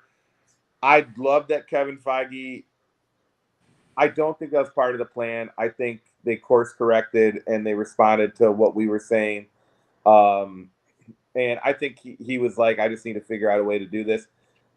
I totally understand when they don't want to do things like why, like the perfect example is why they changed the Ancient One from an old Tibetan man to an androgynous Celtic. Not Gaelic, but Tilda Swinton. Yep. Tilda Swinton, and they made her very androgynous and everything. That none of that was great. I was fine with that. I understand because from a money standpoint, especially China is so much of that money, and you can't do certain, and they're going to cater to them because the money's just too much. And I get it. I'm not like I can put myself in that position and be like, if I was the head of this company and you're going to, unless it's something like blatant where it involves like homophobia, racism, or some of those things, I get certain things and they're going to edit themselves if they take it regardless, because that's what their government does. But making a choice like making her not Tibetan because of their issues with Tibet, that's fine. And they didn't. And I also understand with the Mandarin, the very blatant, like stereotypical stuff going on with that character. Okay to change, listen. Man. Well, it's okay. Dan, you didn't continue. I was going to say it's okay to change things to make things better for the whole planet, to make things like we grow as human beings, and we shouldn't be doing these things, right? We should fix these things, and it should be accepted. And like, just because something's nostalgic doesn't mean it's right? So like, okay, yeah, you grew up with the Mandarin a certain way, but it's not appropriate. We've gotten past that, and you can change it and not, and not have like, just get over it. Like, who cares? Like the space alien kind of version, that's pretty cool too. I was gonna say they changed him before, like right, but Dan, I don't think you saw Shang-Chi, but they address it in that. Shang-Chi was the 10 rings, right? Like legendary, like he doesn't need to be a 1950s racist trope of Fu Manchu, right? What a novel idea. So yeah, I mean, he was dope. Make him, and I get why they did with the Ben Kingsley thing, and I even thought that was kind of creative as like the concept, but then you'd like just make a mockery of the whole character himself. That's why that that All Hail the King was so big. I was like, this is so dope that they're course correcting this. And I'm like, yeah, it's Ben Kingsley. Now he's just a goof and he's a comedic point, but he's funny. And you got Ben Kingsley, who's a great actor, and you got him doing this goofy character. Like, that's fine. I loved that so much. I like, popped in the theater. I was like, oh, I'm sorry, but that's awesome. Yeah, but we were okay with it after the fact, Dan. Oh, I don't care about what your feelings are. Goofy. You know, there's, again, one thing that blows me away is all the people who are like claiming like X-Men is progressive and woke. I'm like, you've never read the X-Men. The whole X-Men, every point of the X-Men is Stan Lee and Jack Kirby were massively progressive individuals. Did they maybe make some mistakes with certain things? Yeah, but I don't think they ever did any. And again, I don't know anybody, but just kind of like knowing what we've seen and knowing what I've read, that's not the reading, you know, the writings of racist, homophobic type people. They're no, that's Dr. Seuss. Yeah, right. I mean, look, people don't know. I did a X-Men trivia and I got smashed by this. I came in second, but it was like, and I thought I was going to win this thing, and they answered like 99% of it. It was so Damn. Yeah. I was like, you dork. Like, you're not supposed to do it. You nerd. Nerd, when'd you get here? Yeah, and I'm like, no, it's supposed to be. And me and my wife were like all excited. We're like, we're going to blow these geeks away. And like, oh, these normies, they're not going to answer anything. But one thing was funny that I got right was North Star. It was in like, I think like 81 or 2. North Star was the first gay comic book character. Oh, I didn't know that. And how they alluded to it, they never said it and they never had him come out, but how they alluded to it is North Star's roommate had just gotten AIDS. So that's how they kind of, and it was during the era where everything connected with AIDS was simply just connected to homosexuality. Yeah. And that wasn't them trying to be insensitive or blatant. It was just the culture at the time and what was happening. But again, progressive, like what do you want? How do you not like know any of this? Like the whole point of it is about is an allegory and a metaphor for racism and intolerance. That's the whole point of the X-Men. Where I lost hope in the human race is when that Watchmen television series ran, which is still, it's close to my favorite television series. It really is. Sure. Of anything. It's that good in my opinion. Yeah. But it opens with the Tulsa race riots. Yeah. And I not in any irony, there's no sarcasm intended. This person went on a page I helped run with Craig Ligon's the Comic Book Gurus Facebook page. They have a podcast, WMMR, and in Philadelphia. And someone said, "Why is Watchmen political now?" Motherfucker, I swear to God, I'll fucking kill you. I'll kill you. Are you stupid?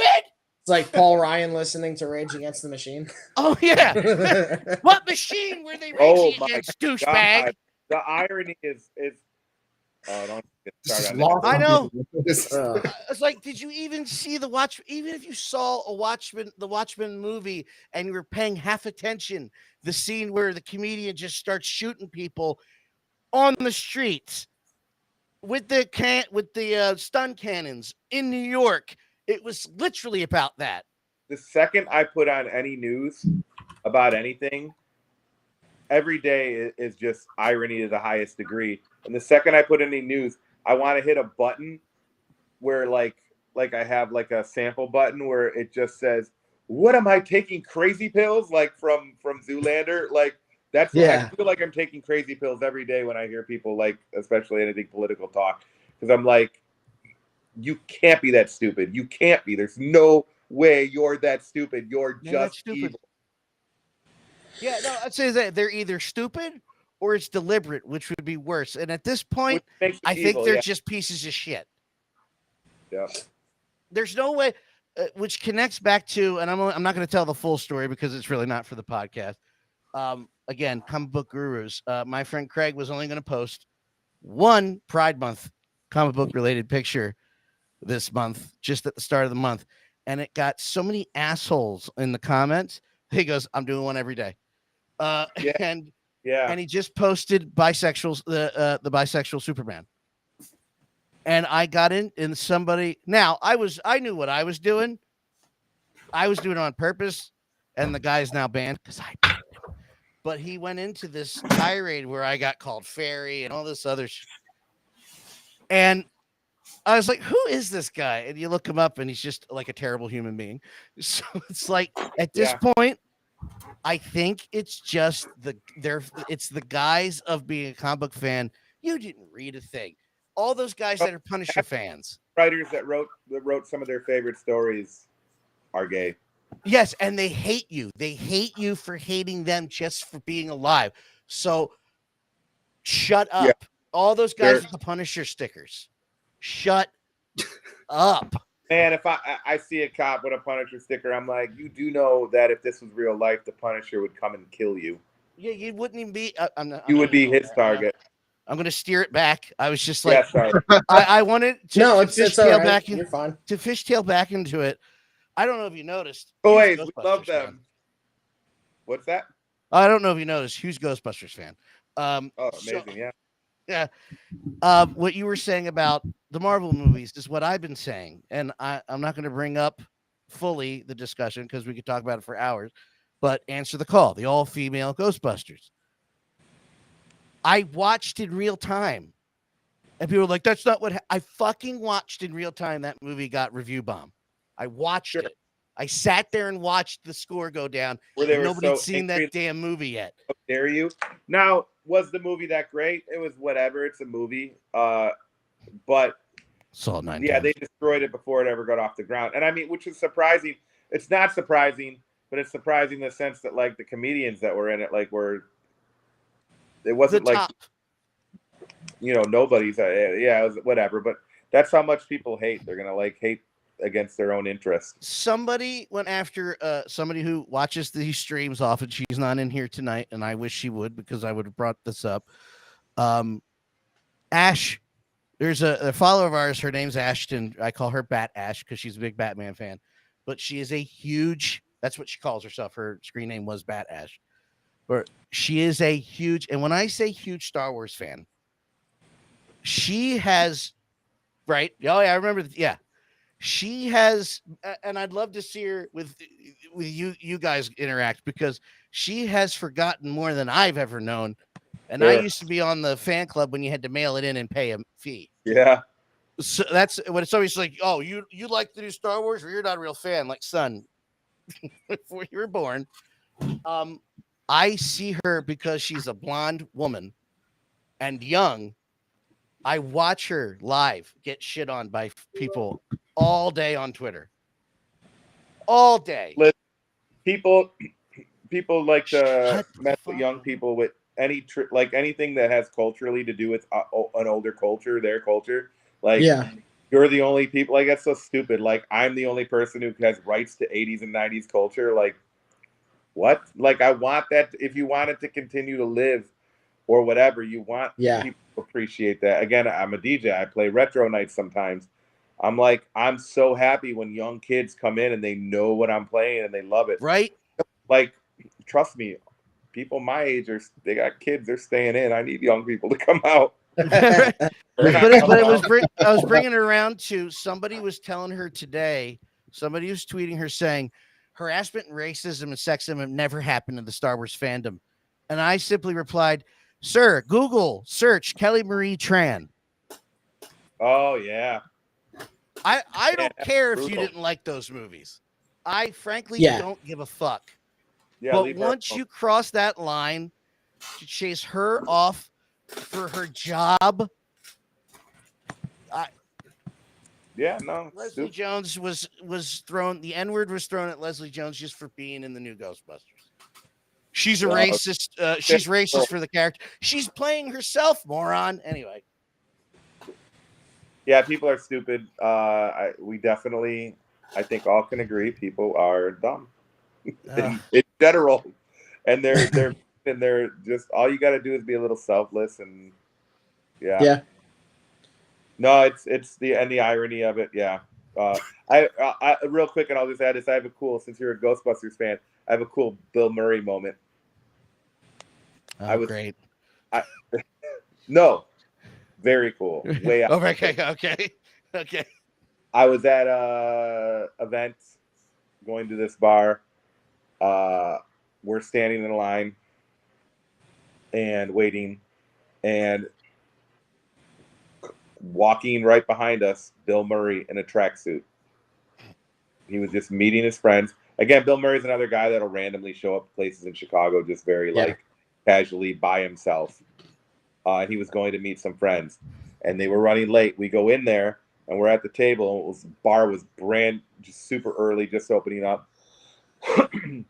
Don't ask me why I was at a bar when it was opening up. It was even still. And he basically came up to us. He goes, "Hey, I don't want to do a shot alone. You guys want to do a shot with us or with me?" And we did it with Bill Murray. He bought us a shot, which is pretty cool. Yes, sir. I would very much like to do a shot with you, sir. Yeah, so I did a shot with Bill Murray. That was very cool. That's pretty cool. Yeah. Awesome. Yeah, it was like we shot guys, what? Hold on. We now live in a world where the two stars of What About Bob, Bill Murray's not the asshole. I have a Richard Dreyfuss story. No! Go ahead.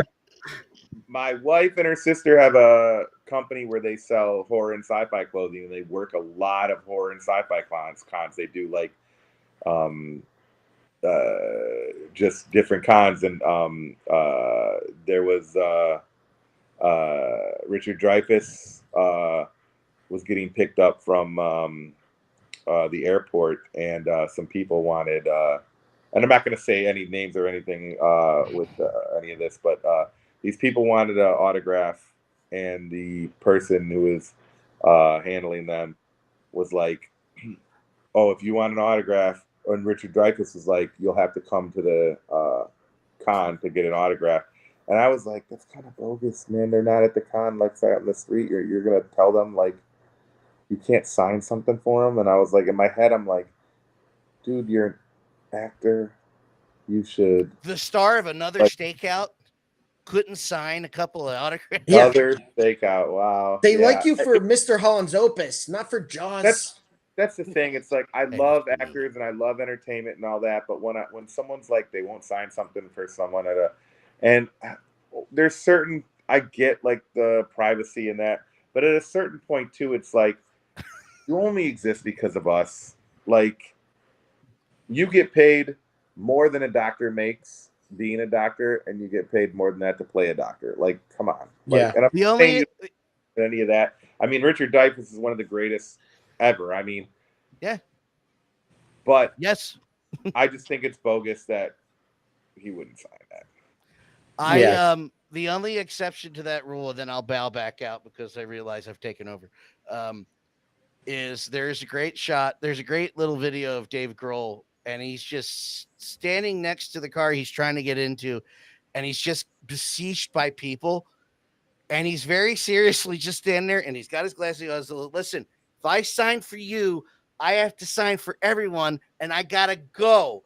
And then, but how he gets out of it, he goes, "Now, what I'm gonna say is," and then he just fucking runs. He left. That's brilliant.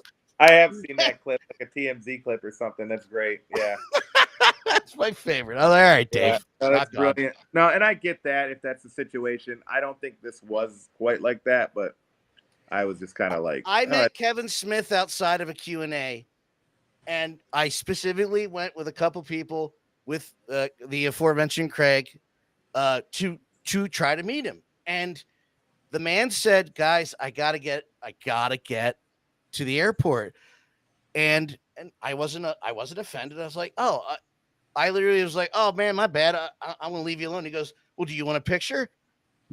Yes, I do. Got a picture. You could have said, He took "Hey, man, I'll just give you a ride. Let's roll." Yeah, well, where were you 10 years ago? He got a picture. He had that wide Kevin Smith silent Bob smile. Did it for the 4 other people that were there. Nobody bugged him for a signature. He got in the car and left. And we were all like, all right, cool. We were about to leave him. It's just one of those things. I'm like, man, we give you guys a lot. I spent a lot of money on media. I spent a lot going to the movies. I'm like, and I'm not saying you owe me, I'm not saying you owe me anything. I'm just like, be a little gracious. And I feel very lucky that I get to do what I do for a living. So I think I'm lucky with what I do. I mean, I work hard and I got a certain skill set that I've worked really hard to make sure I continue to work. But yeah, it's I know people that bust their butt doing a lot of stressful, strenuous jobs, and again, I get a lot of time off because of what I do. It's very specific time, like on the weekends and stuff. So I'm very thankful for that. And yeah, Matt, I've never told this, so I'm going to tell it now because it's relevant. If anybody knows anything about me, I will sleep with Phil Collins tomorrow if you ask me. So not the last tour in 07 when Genesis. Yeah, thank you. When Genesis first reunited in 07, I found out a year later that Dave, who runs a website that does interviews with these guys, was going to ask me to go up to meet Phil. I was that close. Wow. Phil had diarrhea. Phil didn't want to be bothered. So he's like, yeah, he was sick. And I was like, fuck. Wow. Oh, man. God damn it. Well, I'm glad I didn't bother him. Yeah. That's awkward. And he said, he was super nice. He goes, I'm sorry I don't feel well. Do you need anything? He shook his hand. He said, no, I don't want to bother you. You do what you do what you got to do to feel better for the show. Walked away. And that was it. No problem. He was as nice as he could be about it. But I'm like, oh, that sucks. I was that close. Got a bit of the shades. Yeah. Sorry, Dan. I'm shitting my pants. Dan, you'll be shitting your pants in about 15 years, mate. Yeah, don't worry. 15? Like the next day. On the side of the road, mate, you might die. Hey, anyway, not amongst strangers. Anyway, Ghostbusters and Phil Collins managed to ham-fist their way into the stream yet again. You just wait till this interview's over. I got a couple more. What was that? I don't know. I said you just wait till this interview's over. I got a couple more ham-fists. We heard. We didn't know what it meant. Got the ghost story and the thing. Does he's got a fist, you said? Maybe. Anyway, I'm gonna kind of go back. I don't know how much longer you have available. I'm gonna work on kind of wrapping everything up. So I know that you're super active, as we talked about. Where's the question? I had it. God damn it. Oh, so where do you see? No. I'll kill you, Dan. Where do you see you taking your craft in the future, or what are your hopes for this? So I just continue. I just continue to shoot because it's a blast and I'm having fun. Obviously, it's just getting better, learning like new techniques, and I definitely take inspiration from tons of different photographers. Like I'll see a shot and I'll be like, I want to shoot something similar to that. Obviously, do it like I do it. Right. Like I might see a color palette and then like, oh, that's really cool, or I want to try something like this, and it just grow, I guess, like grow as a photographer and stuff like that, as far as what I'm doing. And I'm happy to teach, and I like supporting. Like Moses, you do awesome work, man, and I've had a number of your pieces in a lot of my shots. I always try to remember to tag you in it too, because I want people to be able to see like you can hit him up and you can do this shot too. Like you can do something and do, you like, I've had that Coke machine from you for a couple of years now, and I remember reaching out to you and I'm like, you had the poker table, right?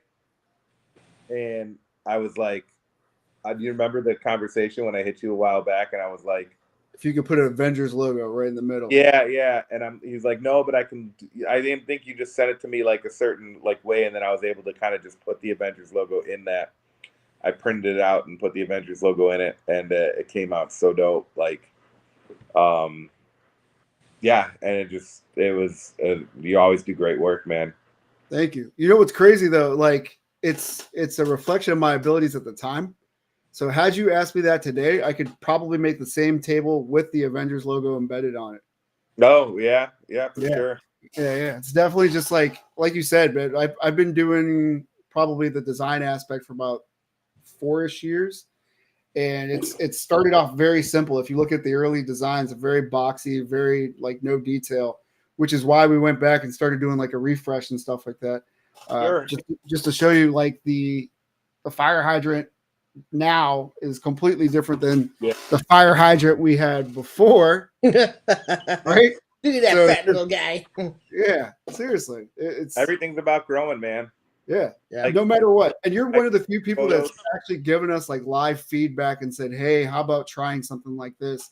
I think between you and Rocco, I always get like a lot of like, "Hey, won't you implement some of this in your stuff?" And I always take that into account and try to do better. So, but just to show you, whatever you have in the future, just let us know. We can pull it off.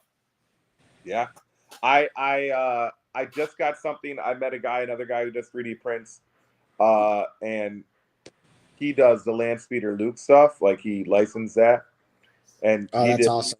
He did an amazing print. I ran into him at a con here, and in Chicago, and he's a little further south in the middle of the state, but he comes up to one of the toy stores, and he did a really cool, like, I did a cave diorama that he printed out for me, just literally recently, and he was very like ridiculously fair in price and stuff like that. But you're the same, man. I think, everything you do is but you do it more unique in sense that, like, he's printing off like those specific files. You design some of that stuff is very cool. Like, I've been watching your growth, and I've noticed, like, now you're doing like the modular walls and stuff. That looks very cool.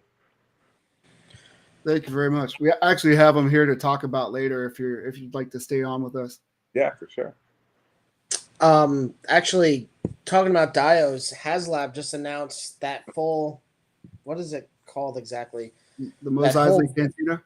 Is that what it is? Like, how do you feel about when like Hasbro or other companies put out sets like that? I mean, it's amazing. Okay, it saves money because it's 3/4 inch. I don't do that anymore. Is that what size it is? Yeah, it's not a 1/12. If that thing was 1/12, it would be so massive.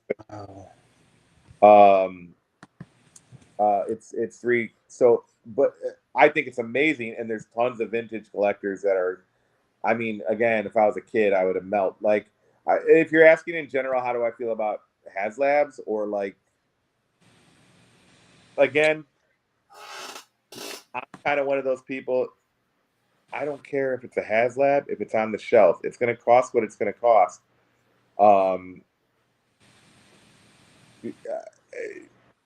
I'm just like happy, like I'm getting a 6-inch, 1/12 Dragonfly, or I mean, again, I live in a world where in my office I have a 3-foot Galactus and a 2.5-foot Sentinel. Like, what? Yeah, it's crazy. I didn't realize it was a 3.75 inch. I'm not super into Star Wars, so that's like, I saw that they were doing it. I thought it was cool. Yeah. I thought it was a 6-inch scale. That's their vintage. Their vintage scale, which is cool. Again, I used to collect them, but yeah, it's amazing. And 6-inch, obviously 1/12 is, as Moses knows, Shadow Moses. The scale can be tricky because it is big, and you want to find that perfect like balance of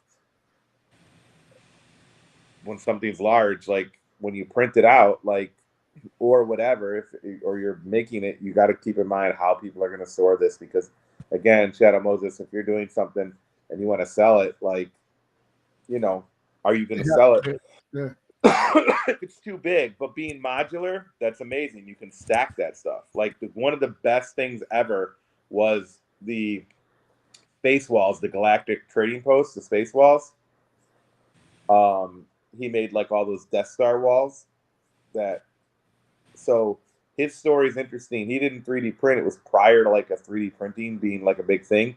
He had a friend who was like a bigwig in China who was able to get him access to molds, so he could like inject like plastic inject like, and so he was able to get up enough money to do this, and he did it.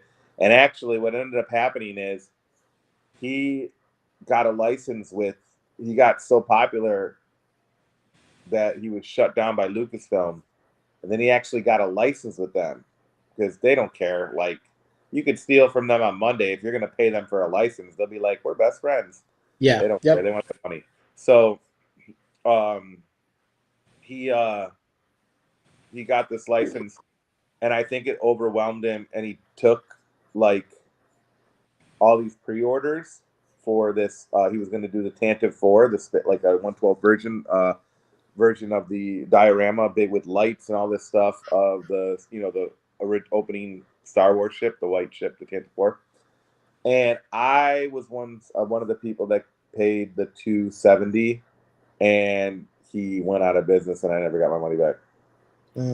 That hurts. That sucks. That's how I did it. Yeah, I got burned for sure. Yeah. Yeah, I mean, whatever. It's now been 2 years. I've stopped crying on my pillow about it. Yeah. Well, that's kind of what happened, I think, with like one of those vehicles. It wasn't the Ramen Rider. No, I had backed. It's the guys that did the 112 Chop Shop. Well, they're doing Odd Frog right now. They're really nice guys. They've been very transparent with their shit. But they were creating cars for another guy who had paid them to design that stuff for him. And he had put out these vehicles that were going to 112 Garage. Yes, it was 112 Garage. Yeah. So they're the guys that did the train, right? They did a van, and they were going to do a. Damn, was it a train? I think it was a train, actually. There was somebody that got me for like $30, and they just disappeared. And I found out they were from Chicago. I was trying to find them because I was literally gonna like roll like 100%. Like, even for $30, I was so like I'm literally gonna like. It's dirty. Yeah. Like, I don't like.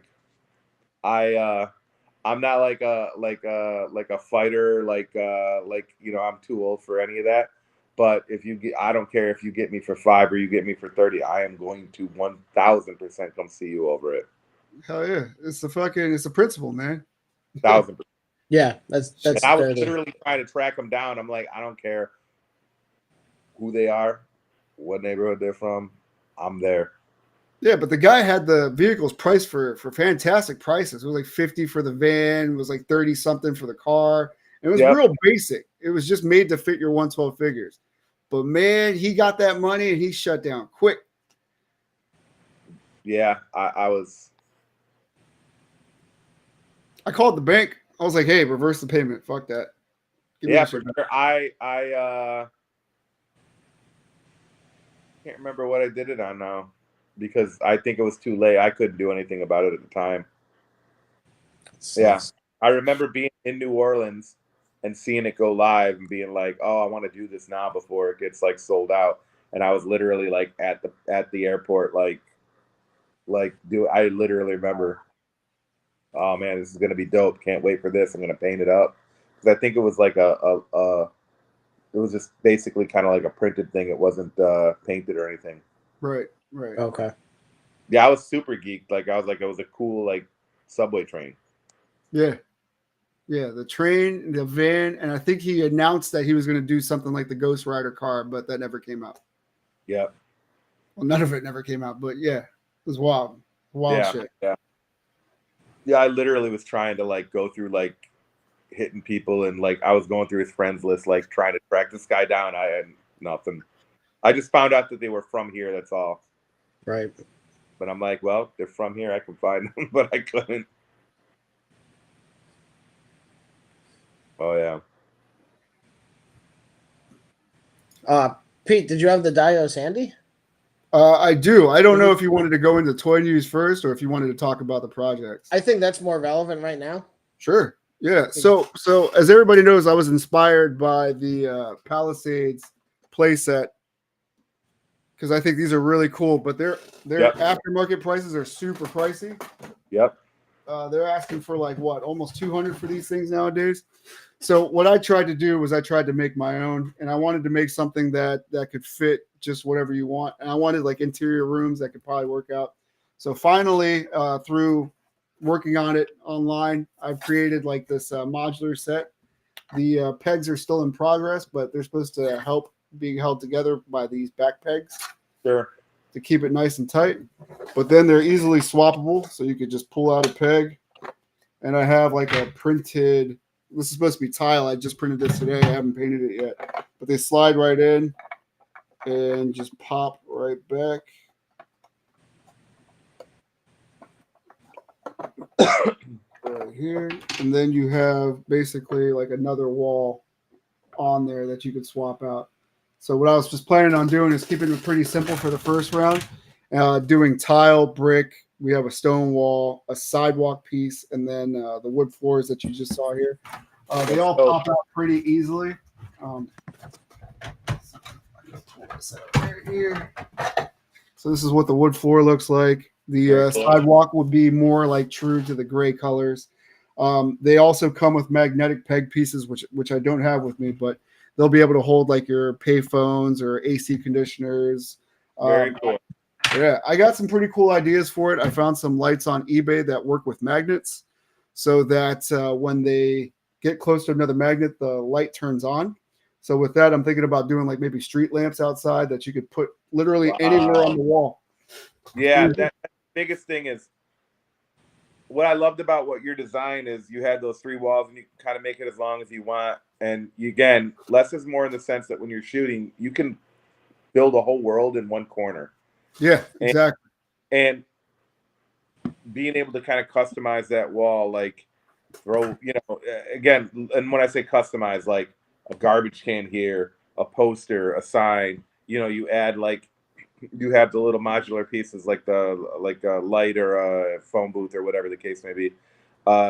That's what brings. I try to tell people, I'm like, props is literally what sells your photo. Like having tangible stuff in the foreground with the subject, and then the back can be more flat. But having little pieces throughout, you can get away with flat. Like I love extreme sets. I can use those really well as well. But you have to, in order for extreme sets to work, you need to have tangible props to help sell, exactly. Yeah. Depth. Everything depth. Lighting, you create even more depth with lighting by the way you're lighting your figures or the background. And your piece is really dope with the ability to really kind of customize it and stuff like walls and floors are gold because a lot of people don't have the ability or don't believe it. I mean, anybody can do it, honestly, like carving foam or any of that, which I do a lot, but anybody can do it. Some people just don't even, they don't believe they can, or they don't, they're kind of afraid to get into it. I've met a few people who are like, I don't want to do it. I'd rather just buy something. So you being an option out there for them to get a wall and build a room, that's huge. Yeah, thank you. So the idea behind it is to start off there with your basic, different material walls, and then we could branch out to different specialty walls. So basically, like a window insert in one. That way, you can make it look like a full apartment. Maybe like a broken wall on one, so it could look like somebody's charging through it. The other idea is maybe push 2 of the bases together, so you could do. And I got this idea from another toy photographer. I can't remember who it was, but it was like somebody shooting at somebody through a wall, and you had this like scene of the diorama set up where it's like Punisher on one side, like trying to basically dodge these bullets that somebody else is shooting at him. And we could do that with this setup. Or you could take the pieces out and create a full alley, like a mini alley out of it. So the pushing together the pieces together, you don't have to use the base. You could make everything flat and kind of build it out yourself. But the bases just kind of help for like display artists. If you want to put it in a DTOF, if you want to have something a little bit more sturdy that you can push together. So that's just another option. But we're trying to have it where not only is the system modular, but so are the pricing schemes. So you could buy like a wall for I don't know, a couple bucks, and then build out however you want it. You know. That's how the space walls were. It was kind of and that's what was made it so great is because I could buy a few walls here. I didn't need to like I could build out my diorama as time went. Like I have a corner to start shooting with. I could and that's a big thing because I have friends that are like almost intimidated because they want to get into it and they just feel like, oh, it's not going to be good because I don't have enough to do. And like something like that where you could build the corner of a wall for cheaper, then you can build it out as you go. Plus you're gonna all the different additions. I have a quick suggestion. You may have thought of this, but this is something that's a popular shot, and I've done walls like this with foam before, but this might be really cool modular wise. Is doing the exploding wall. So design a panel that whether you do 2 panels to keep it that size, where like one half is like broken up on this side and then it will go together, or you make one big panel, but having the exploding wall as a printed modular piece where like the brick, you got the bricks kind of popping out a little bit, but they're permanently in there, like they're coming out, but like because you printed them like that, and then come with a little like couple of bricks from it that you could like scatter on the ground. Something like that would be, I think, killer. You would do. Oh yeah, hell yeah! That's exactly what we have in mind. That's awesome. I'm a psychopath, and like when I've thought about like different shoots I wanted to do, like I never do anything, but like I wanted to build with like wood and then fake like insulation in there and then have frames and everything and then literally just like using a hammer just punch a hole through and use that as like the actual wall and have like rhino busting through or something like that. But it's ironic because was an instance where like I wasn't understanding or considering the less is more philosophy, because literally just having rhino busting through a wall is an awesome picture in itself. But I'm like, well, what has to be else going in the shot? And then I lose myself in that sauce and like, yeah, bro, you just got to shoot it. And here's the thing: I'll spend 2 hours building these big sets, and then the photo that I finally take, 90% of what I have around the figure isn't even like that. I spent time building even in the final shot. And I'm like, you've got to do what's best for the shot too. Like I did those wrestling photos the other day, and the Razor Ramon shot, I did 2 of them. One was kind of further away with him walking in, and then one was kind of like a cool tilted shot and a much close up. It doesn't show nearly the amount of it doesn't really show the work that I put into the side with the people like reaching out and some of the sideline stuff to it, which is really cool. That's why I put that secondary pic of it. But what was best for the photo and for the moment was to do that close up that was really kind of detailing the figure. Right. Bad guy, so. Yeah. It makes a lot of sense. Yep. Yeah, don't get caught up in the less is always more in this.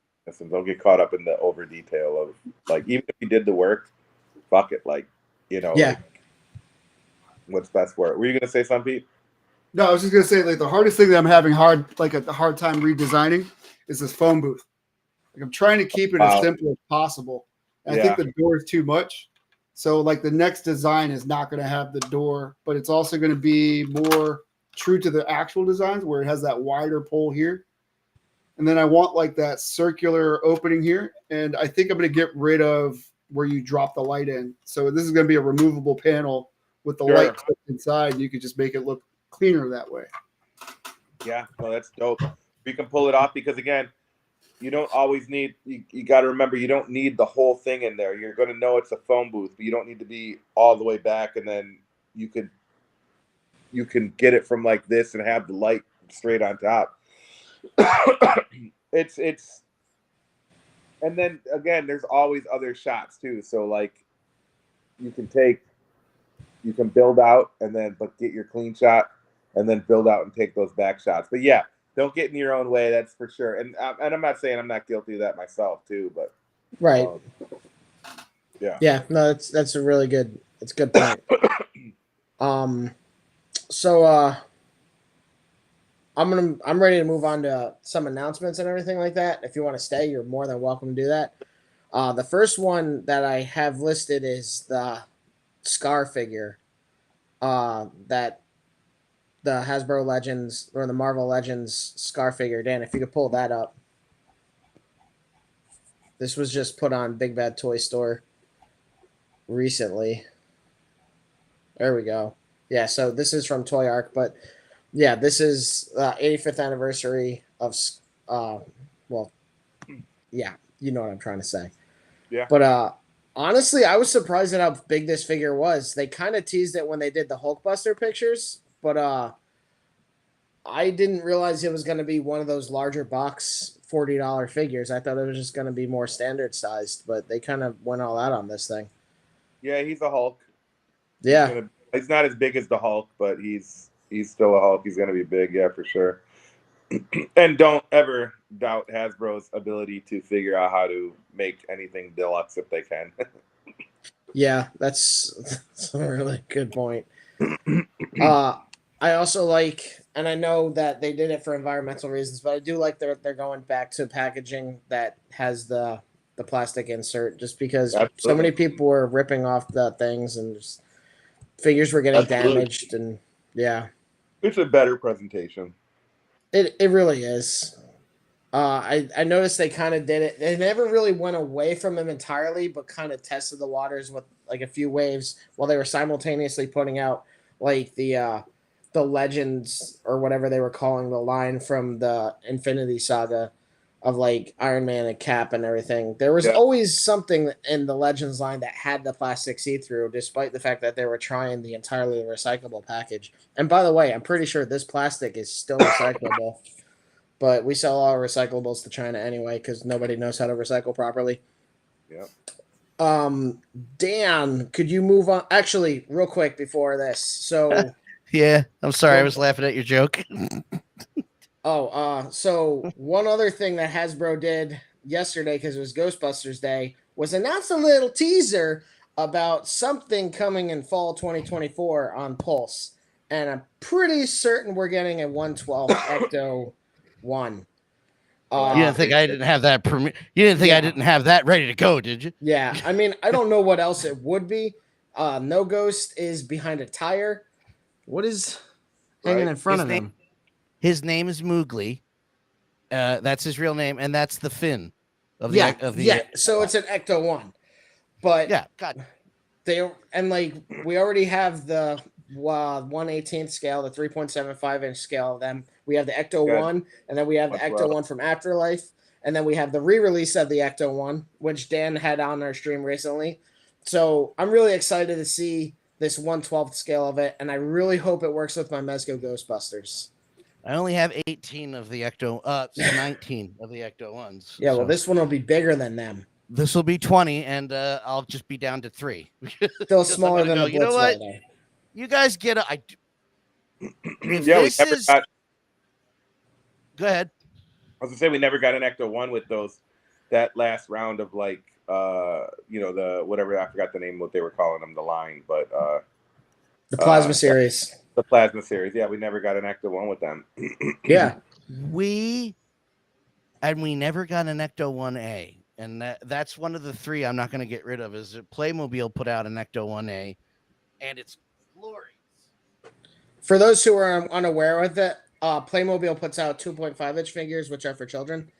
But they also put out some niche things like shut up, Dan. They put out some niche things like Back to the Future. They put out the DeLorean. They put out Marty's Jeep, and then they do the Ghostbusters stuff. But I think they even. I don't know. They're like Little People, where they're putting out Little People, the toy line, not the other thing. They're like that, where they're kind of getting into really niche things, and it doesn't make sense, but it's kind of awesome that they're doing it. Sure. And then there was one other. Wait a second. I was going to bring up the DeLorean. Go for it. There was some other announcement. DeLorean from them, and it's like the best version of the flying DeLorean that I've had. It really is. I think I have that one. That's the Jada one, right? Yeah. No. This is the Playmobil one. Oh, really? Yes. Yeah, that looks really good. I know. That's what I'm saying. And it came with Doc, Einstein, Marty. It came with the plutonium case with little vials of plutonium you could put in Mr. Fusion. It came with a skateboard, the video camera. Look, the Ghostbusters thing. It came with a full firehouse, fully furnished with all of their scientific bullshit in it. And I'm like, this is Playmobil. This is a kid's toy. I have the Lego one, so I don't need the Playmobil one. Well, good for you. Hey, brother, sorry to interrupt. I gotta bounce in a quick second. Okay. We're gonna get some dinner, and I will check the rest of this in the replay. But before I go, I want to show you guys. Do you guys want to see a little bit of the collection? Absolutely. Yeah. Let's go. All right, hold on a second. Silly. Of course we do. Hold on 1 second. Let me see. Can I flip the screen on this? I'm wondering if look at, I'm like the old guy looking like. Well, How you turn this around? This hat brought to you by Polo. I wonder if you can turn it around because for this app it might be. So I might just turn you around. Okay. Hold on. I don't know actually. One of us has got to try this on mobile so we can use the settings and tell guests how to use it. I just got back from a Vegas trip, so my stuff is all over the place. So no judging McJudgersons, but quick stop groceries, saw that. I live in a 1-bedroom apartment and it is perpetually a mess. There you go. So nice. You're good. Nice. All right, nice. Ready? So this is some of the Marvel Legends shelves. Oh yeah. I have the same shelves. They're nightmarish, but they're pretty good. Yep. God, they're holy cow. Crammed in there. Armadillo, yeah. I saw him in one of the pictures too. Well, they get messed up because I'm constantly shooting, so then I'm like, like pulling them out and they fall. And like, yeah, this is a bunch of props up here. Yep. And then I don't know how well MODOK back there, nice. MODOK, yeah, the Elvis MODOK. Yeah. And then random Street Fighter and other stuff over here. There's Transformers, and then if you can see in there, there's a lot of the big figures like. Oh yeah. Giant, Goliath, there's a Fing Fang Foom, Dragon Man in there. And then this is like, look, there's the Brother Love set, which is also, my buddy made this for me out of foam. So it's the Brother Love, which is also, love you. Also a Piper's Pit. Oh, nice. So we kind of made a dual. That's awesome. Dual thing. Yeah, hold on. I'm a big movie junkie, so that's also very awesome. Yeah. Hey, it looks like the walls of my house. It does. Yeah. Yeah. All this whole section's all just horror because we're big like horror junkies in this house. So I like this guy. Yeah, and then hold on. Then we've got this is okay. Star Wars and Joe stuff. And then more like props and other stuff. Holy cow. Yeah, there's that's so awesome. But then here, this is cool. I bought this from a guy who made this 1/12 scale like Jabba's palace. Everything is handmade. He made out of plaster and wood. That's beautiful. That looks really. I thought that was legit. That looks really good. Yeah. Chad, I just saw Terrifier yesterday. Yeah, they were talking about that before you came on. Jesus Christ. So crazy thing is, and I feel like I sound like a big fucking name dropper. I'm sorry. I'm not trying to sound like a big douchebag, but it's funny. My wife used to babysit Elliot. So like he's the star of like Terrifier 2. He's like the main kid. And they all kind of, all the guys that made that came up in the con scene. And my wife's known all those guys forever. And she used to like babysit the kid Elliot, who's now like the star of like Terrifier 2. Yeah, Terrifier is crazy. It's good. And they're nuts. It's full blown fucking batshit, and it's fun. It's crazy. Yeah. It's the highest level of gore for the sake of gore. But Mezco just licensed. I'm like so proud of those guys. I'm so happy for them because Mezco just licensed a 1/12 collective of Terrifier of Art the Clown. Art the Clown? No, you didn't, shit. Pete, you heard about that, right? I saw that they did the Living Dead Dolls version and then like the mini big head version by Mezco, but they haven't done the 1/12 release yet. Yeah, David Howard, he's really cool. He's a super cool guy. The guy that plays art. He's on Facebook and stuff. He's easy, and he's always like on Instagram. Like he talks to people really heavy too. Yeah, he's cool. Yeah, look at this mess. This is stuff I want to like shoot and. Oh, all the new stuff. That's what I got sitting on the floor. Here's my next shot. I'm gonna do a shot of Cringer and Zabu. I was just asking for those bigger photo pictures because I only have this guy right here. Oh, yep. Oh, I see that. Yeah, you're building. Yeah, you're a little short on that. You're a little short, but yeah, this is we live in a fun. And I'll show you my setup, like basically how really quick. So I shoot in my like middle room here, which you can see has our. Are we gonna do like the MTV cribs? Like this is where the magic happens? Yeah, right there. We've got our Creature from the Black Lagoon. And our They Live. My wife loves They Live, so I got her that. Dan loves They Live. Dan's about to pop in. Right, hold on. Look. There's her They Live. Whoa!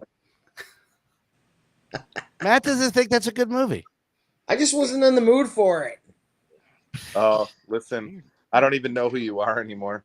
That killed Bennett. Pete does everything. So like, and here, like, this is kind of like my rig. So I've got like a table. Oh, wow. This is that 3D thing that was printed out from Black Forge. They're really cool people, really good. And then what I did this to handle like flying stuff is I went to, and like whatever wrestling stuff or whatever, I went to Home Depot and built this little rig because something like this, if you were to buy that, you know what it's made for. Yep. Would cost you like $200. This thing cost me about $11 to make. Yep. There you go, Pete. You were just talking about that. I was just talking about that. I was thinking about using like the galvanized railing, which is like $20 a piece. Dude, I can show you all the parts. This like it's just a 3-foot and a 2-foot piece of PVC, which you can cut yourself. It's these little 1-inch things, like elbows, and then you get the thread right here, the little piece that has thread, and you get I forgot what the name of these things are, but these little like galvanized like feet. I don't know what they're used for. I don't know anything about plumbing or any of that. I just found into plumbing now. Yeah, it was. These things were the most expensive. They were like $5 for a pack of 2. Oh wow! So yeah. Yep. Damn. But yeah, you got to be inspired. That's why we live in a fun house. Our bar cart is Frankenstein's house. And that's probably one of my favorite movies ever made, Suspiria. Suspiria. Yeah. Yep. So anyway, we're gonna go get dinner. I appreciate you guys having me on. Thank you so much. Thank you. I appreciate it. It's beautiful. Anybody check me out at Excelsior1975. My personal one is DJ Risky Biz 1975, RASKYBIZ. I DJ all over Chicago, mixtapes forever with artists from Common to MOP to did an old Eminem mixtape in '97 with them. Like been around for a long time, did a lot of different things with a lot of different artists. But I'm around Chicago all over the place. And as far as like a DM on the photography, anybody has any questions, please hit me up. I'm happy to share anything with anybody. Like ask me how I do anything. We're trying to get more great artists out there. So. Oh yeah. That's awesome. So much. And life is Obey Toys. What was the last one? Obey Toys. Obey Toys? Yep. Yeah. So that's her stuff. She doesn't shoot quite as much as she wants, but yeah. Gotcha. Name is They Live reference. Yeah. They Live. Put on the glasses. Matt, you need to rewatch They Live, and I have it on 4K now, man. If you want to come over, so I could see the grain. Nah, it's a good transfer. Yeah, you can see the grain and you can see the mass. Oh, yeah. Anyway, guys, I appreciate it. Thank you so much. Enjoy your dinner. Thanks again so much. It's been a great time having you. Absolutely, guys. Appreciate it. Peace. Take care. Bye. Enjoy. Thank you. I'll help him with that, so he doesn't have problems. So good. It's a good movie. Yeah, I'll watch it eventually. I know it's a big cultural thing. So anyway, we were talking about the Ecto one. No. We're gonna move on from stupid things like that. No, I hope it's I hope it's good. I'm excited for that. What I was saying before he wanted, because rightfully he wanted the great collection, so I'm glad he did that. Because I'm really glad he showed us the collection, because later on I would have been like, why didn't we ask him to show us around? What I was some people aren't prepared to do that. You mentioned my the toy room Blitzway is one. Also, I don't want people looking at it. Yeah, I don't have as much cool stuff. What did you Blitzway, say? I said my toy room has a sex swing in it. I don't want to show people that stuff. No, it doesn't. My sex room has a toy collection in it. That's why. That's why we look at the closet all day. Yep. What are you talking about? The closet. You used to be behind the closet. You too? No, I was never. It's never been in a closet. It was. I don't know why I've always thought that was a slatted ventilation closet. It was over there before. God damn it! Now I was gonna say he's got a bunch of shelves. I wish you could set them up. Oh, you can see the wire for the sex swing up top. Look, see how the chain comes out the wall? Yeah, right there. Yeah, because that doesn't go up to the lamp or anything. We didn't see the lamp earlier. Stop ruining my jokes. Yeah, you ruined it. See that? It wasn't funny. All my Lego stuff that I put together, and then. Oh. The hell is that? Oh, nice. The ornithopter from Dune? Yeah, Dune. Yeah. This is how I commit suicide, by pulling these blades out from the helicopter. Kind of bummed that they're already starting to bend. Anyway, I hope it's good. I hope it fits my Mezco figures. We don't have to dwell on it. Or what, Dan? I had the closing thought. All I was going to say is, even though the Blitzway, I'll mute you.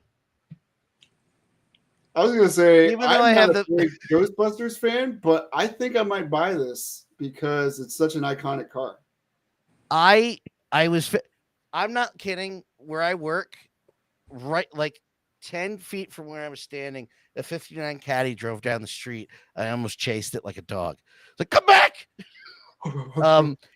If this is like 3/4 the detail Hasbro usually puts in their HasLab stuff, the Blitzway won't matter.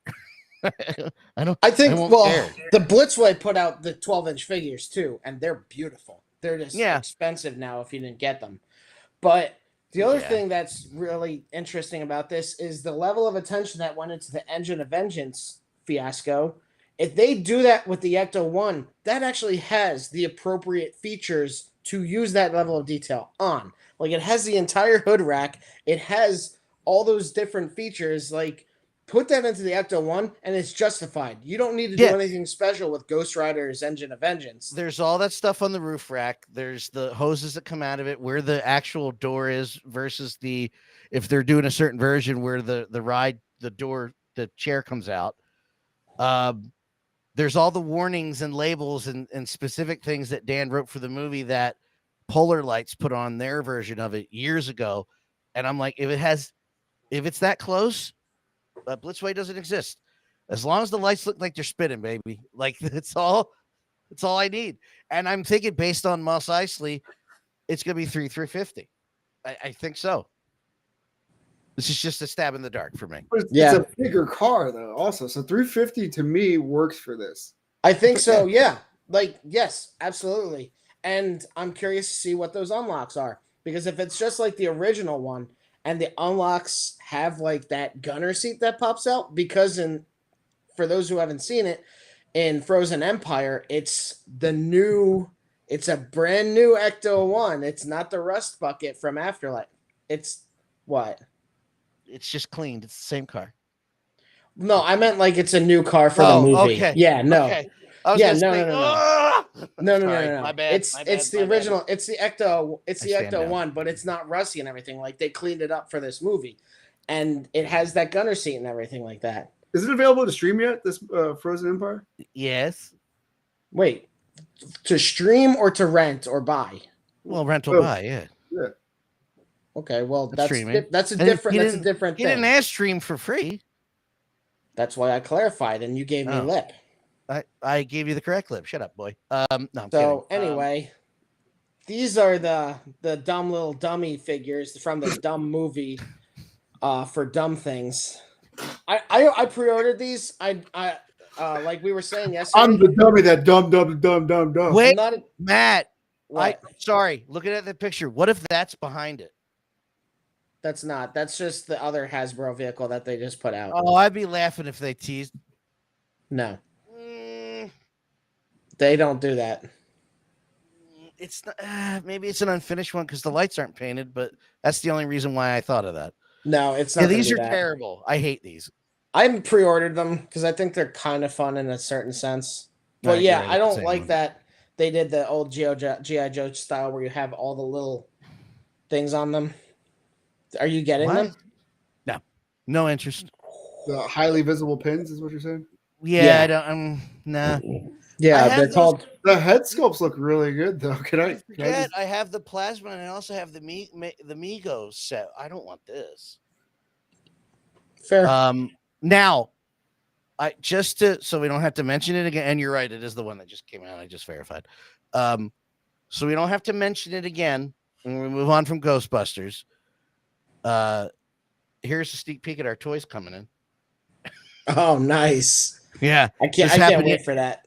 That happened yesterday at Ghostbusters Day, but somebody had a working not a prototype, the working versions of what that's coming out. So, oh, look at that. Clip it on a belt, dude. Yeah, it looks really good. All the built-in weathering, and the PKE meter looks like it's got weight to it. And what I was told by a mutual, well, he's no longer a mutual after last night.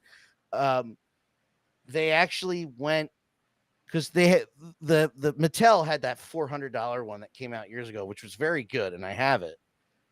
The sound effects aren't right because they didn't have the original tapes, which doesn't matter to most, and it matters to me. They've gone back into the vault and have the original effects that were made for that unit built into that toy with the new stuff from Afterlife. If you didn't see right there, it goes into shock mode with the little button on the back. So dude, ready to roll. Nice. Look at that. Yeah, I trust that they got it right. The Proton pack looks awesome. And I was looking on eBay, Proton pack's like $1,300, and like I hate everybody. I think I've seen that thing on Chatterbait, right? What you've seen it on I thought I was the only one that knew what Chatterbait was. It was a joke, yeah.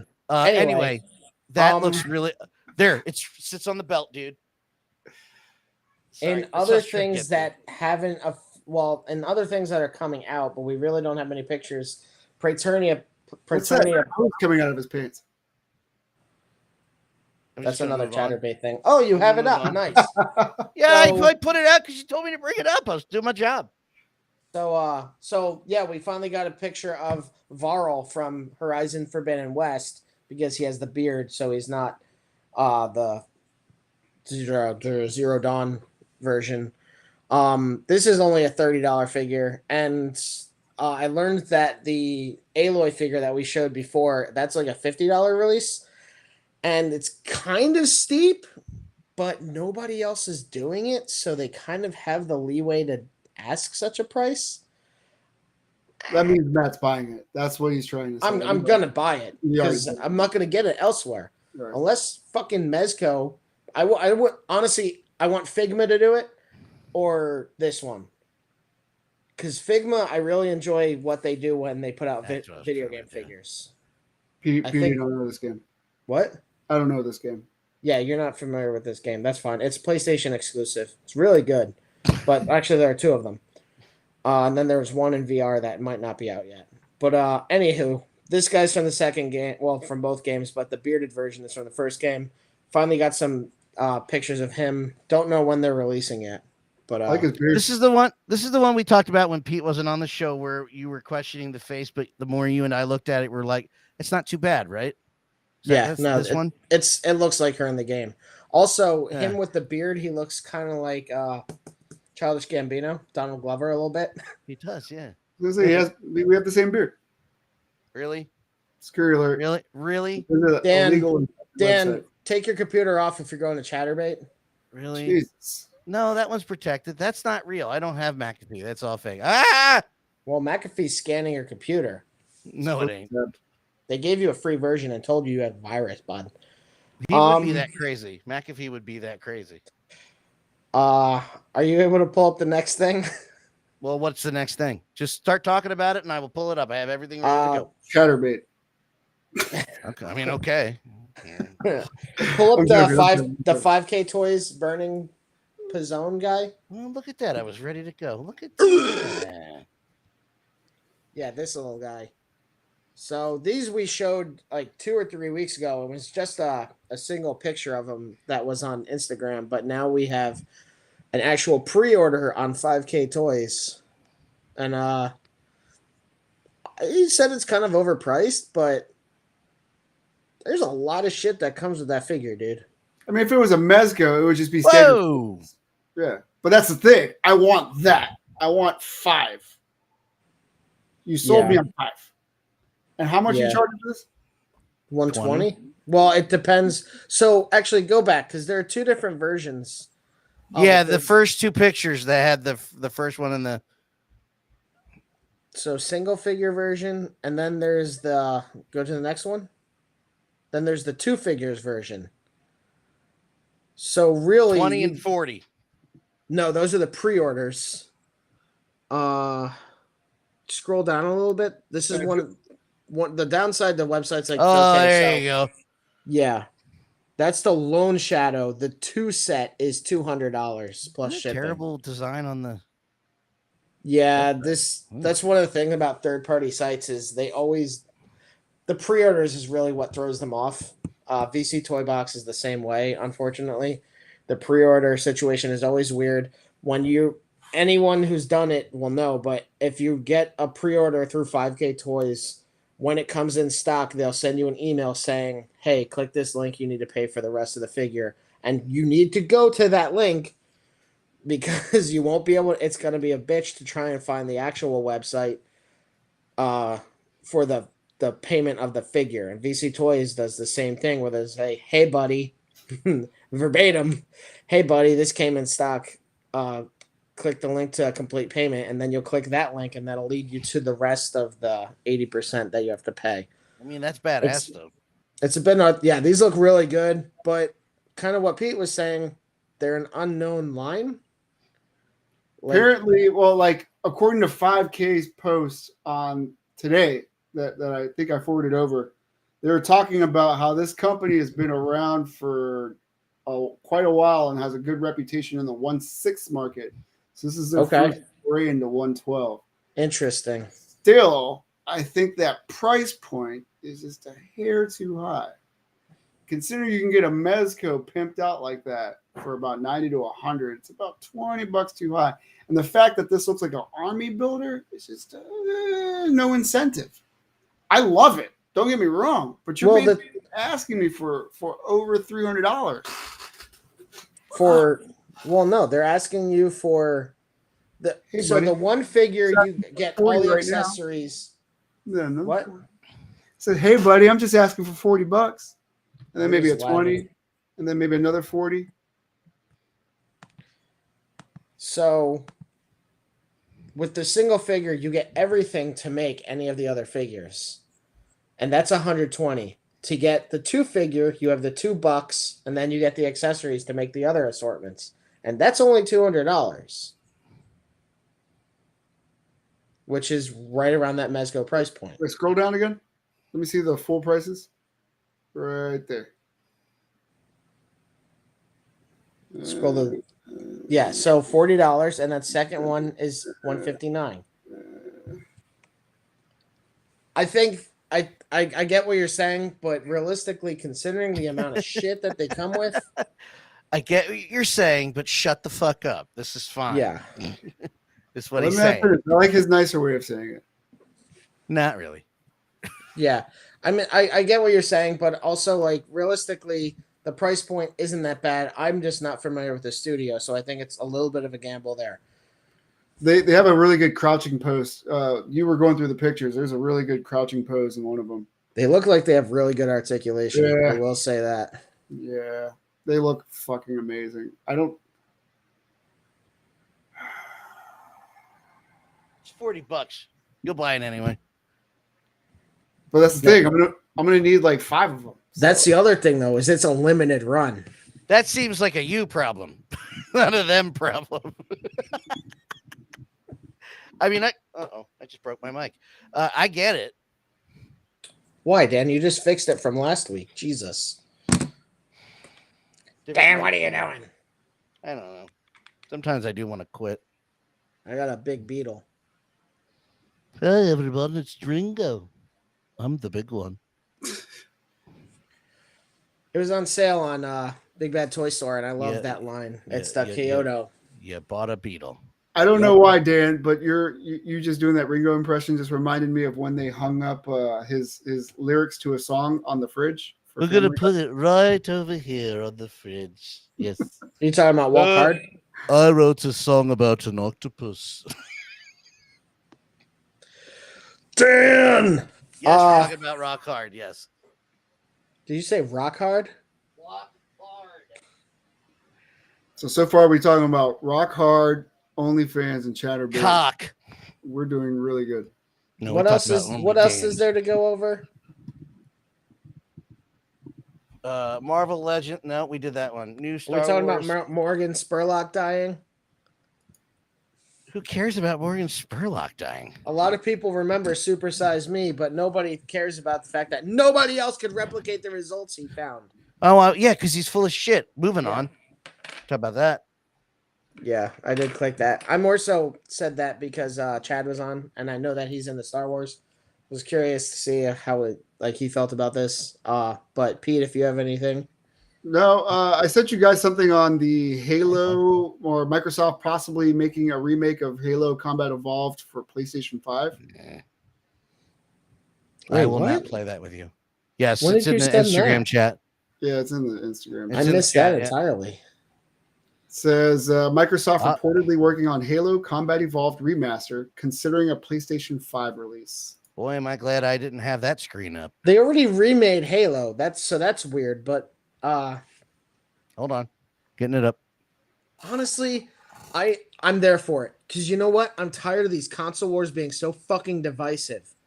And if Microsoft has to be the bigger company to do it, good for them. Because I'm tired of so many exclusives, meaning that we have to spend $1,000 or $1,200 every fucking 8 years because these stupid ass companies just fucking put out systems and then put out a 0.3 version and then a 0.7 and then the next one. Neither one of them are good guys in this situation. Really. No, they're not. But they're this does shitty. help. This helps people in some capacity. People who are Sony their entire life get to play a video game that literally changed first-person shooters. Like, I mean, we I've still relegated. feel like sorry, this completely changed the way people looked at first-person shooters as we currently know them. They've changed since because other games have changed it even further. But like those games were inspired by Halo. Well, I was going to say it's like music at the time. There was first-person shooters before this game, and then everything that came after it. Everything that came after it is an extension of what was learned on this one. Even I knew that game, and I didn't even have Xbox at the time. Yeah, like we're just gonna blow past GoldenEye. That's the mark before that, though. I think that they're working on a new James Bond game, but I don't know if it's GoldenEye. No, they already remade GoldenEye, and even there's a lot of stuff going on in games that like really gets buried. They're working on a Perfect Dark remake, but that's been for years. I can't wait for my Mad Max remakes. What, Max Payne, not Mad Max. Okay, I was like, what are you talking about? They made one Mad Max. No, Max Payne. Basically, they're They're making the Mad Max Paint. Well, that's Max Payne 3. They're gonna take the Furiosa. well, they're already. I guess they're retconning number 3 into 2 then, because the remake is going to incorporate the first 2 and make it one better game, which I'm excited for. I never played them. I love those games. I know those first 2 are fucking classics. Well, the first one's a classic. Second one, they're doing right by merging them. Let me just say that. And now the problem is the actor that was the voice of Max Payne, I didn't realize, and you were live on stream with me when I looked it up and found out, died 3 years ago. Yeah. So what they're gonna do is get all the audio from the first 2 or those games and use the AI to recreate it. Just have Kiefer Sutherland do it. No. Use the cousin from Rescue Me. I forgot the actor's name now. Fuck. Anyway, I'm cool with them doing this. There's talks. They were talking about doing Gears of War and everything too. Like James McCaffrey. Let them do it, and then let Sony be like, fine, we'll put out the like I want them to do it vice versa with like the Sony exclusives. Put them on Xbox. Seriously, put Horizon. I agree with you. Enough of this bullshit. Could we get enough? Are we getting Splinter Cell remakes? That'd be great. I'd be there for that too. One? Yeah, Splinter Cell remakes, like remake the first Splinter Cell game, because that was great and had so much shit that was like cutting edge for what they did in that game. And shooting out lights. Yeah, shooting out lights, the little under the door snake camera. Dan, can we move on? I'm waiting for you to move on. I'm talking about anything else. We're staring at his dreamy face. I wasn't paying attention. Listen, if I wanted to see a new version of him, I would just look up Timothy Dalton. No, that's not. No, I'm not letting that. No. Am I thinking the right person? No, I don't know who you're thinking about. Timothy Dalton was the Golden third to last James Bond. No, he wasn't. No, that's Pierce Brosnan. I'm sorry. That's Pierce Brosnan. He's Living Daylights and License to Kill. Got it. Yeah, that is Timothy Dalton. That's not the same person. Looks a lot like him. I'm pretty sure Timothy Dalton outlived this guy. He did. Timothy Dalton, 78. Timothy Dalton is still alive. Also doesn't have cancer. 78 that you know about. Anyway, if you're done, I have one thing to bring up. Glad the first half of this stream was really good. Didn't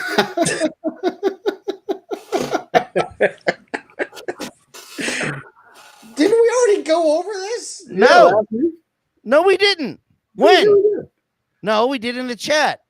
Dan, I said it earlier. No ghost. Are you afraid of ghosts? No. Anyway, nobody cares about my shit. Anyway, we're moving on. You guys do your stuff.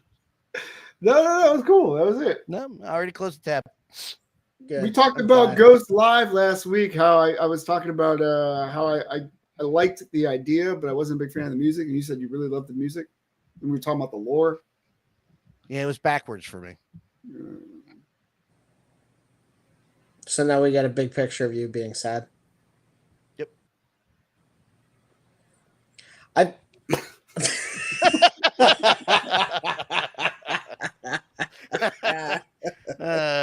You'll never forget me. Actually, I think it's really cool that they do them in the Ultimates, because they do a lot of different, like they've done. I know I've talked about it before, but they've done Lemmy. They've done like, I think they've done people from Kiss, but like I feel like Ghost actually has a good amount of reason to have a fucking action figure and shit. I did bring it up for a reason. Why is it that cheap? And it looks that good. Super 7. Are you being serious about it being that cheap? Yeah. $54 is not expensive. Yes, that is. For something that looks like that? Yeah, it's expensive. Oh, I would expect if I saw that picture and they said, I'm not being ironic. No, I know. If I saw a picture of that, like when I saw that it was coming out and I saw that picture, I was like, that's probably 100. That's probably 100. 54. So I'm on the fence. I don't know if you were there when we were talking about it, but I have the Notorious B.I.G. from Super 7, and I thought that was worth the money. But I also how much was that one? I don't remember. It might have been like $10 cheaper, if anything. We also had to wait like a full year before it came out. But back to that, I also bought the 2 Bruce Lee figures that they put out, and those were super disappointing. Single jointed elbows, single jointed knees. That's cool for like a actor or a movie star or a rapper. That is not cool. Oh, I paid the same price. There you go. Super 7 is a weird, divisive studio because you said this figure was awesome, but I have like the 2 Transformers figures I have. Maybe I'll get something else if I can find it on discount to see if it's any better. But like they're fucking disappointing as hell. Super 7 really just was like, we're just gonna price them how we do. Well, I was thinking about getting their Power Rangers Megazord and the Dragon figures, Dan. These is what you're talking about, though, right? Yeah, they're terrible. I got 2 of them on Entertainment Earth for like $18 a piece, and I wish I didn't pay that much. One would have been $12. It's fucking terrible. Do they do anything? No, they're just action figures. Yeah, no, they just stay there. So does he not move then? No, he has some articulation. He has articulation. It's not great. He's gonna have single jointed elbows. I don't know what his knees are gonna do. But that's fine. They'll probably be single jointed also, but that's fine. They're bends. Yeah. Like he doesn't need to have a dynamic range of motion. He literally just walks back and forth across the stage. Like this. Yeah, like that's what he's going to be posed as on my shelf. Yeah, like you'll be happy with the figure, I promise. Yeah, I wasn't complaining. I was asking you guys, who are the experts on this on the show, why is it that much fucking money and not more? I think that's too much. I think Super 7 does great on the accessories department, so you'll be happy. Super 7 is just... Should I cancel? Is it bad? No, Dan, you will enjoy the figure. I just think it's overpriced. Then why the fuck is that $57? Because it's made of metal and has a perfect receptacle for children blood. Fair enough. That's acceptable. You can enjoy a cup of blood from the pinnacle. You chose wisely. That's the only ghost pun he's got. That's all I got. It's the only song I really like. So you basically love the Ozzy Osbourne song that they did. It's essentially what that is. Yeah. Okay. Well, you might actually be posed like that just because I like that character so much. It's just a sarcastic little prick. Oh, he's a cunt. Kopi is a cunt. He's also happens to be serving cunt, as the children say. I was told that you're allowed to say that now. I'm being serious. That's also not ironic. I was told that they're trying to take it from a pejorative to a, what's the opposite, Matt? This used to be a classy stream. No, it wasn't. I've watched your streams before. Guys, school's out. Class is over. I hate you. Is there anything else that we need to go over? Not that I can think of, no. Buy the Batman Michael Keaton 1/12 scale statue thing from J&D Studios. It's only $4,000 or some shit. But don't spend 18 on Transformers from Super 7. Yeah, no, Super 7 Transformers figures are really bad. By the way, Matt, I was last week. I closed the show with. I kept bringing up the pictures of Land of Confusion. Yeah, don't do it. I'm not. No, I'm not. I'm not. I would not tell you. I just bring them up. I'm not going to sell it like that. And I told Kelly that he was not happy. Like he hated that. He goes, I was legitimately mad. Yeah, well, I told her that. She goes, yeah, people find those things very unnerving. I'm like, what? I never thought of that. I don't know. I don't think they're unnerving. I just hate them. Oh, okay. Well, then I'll bring them up more.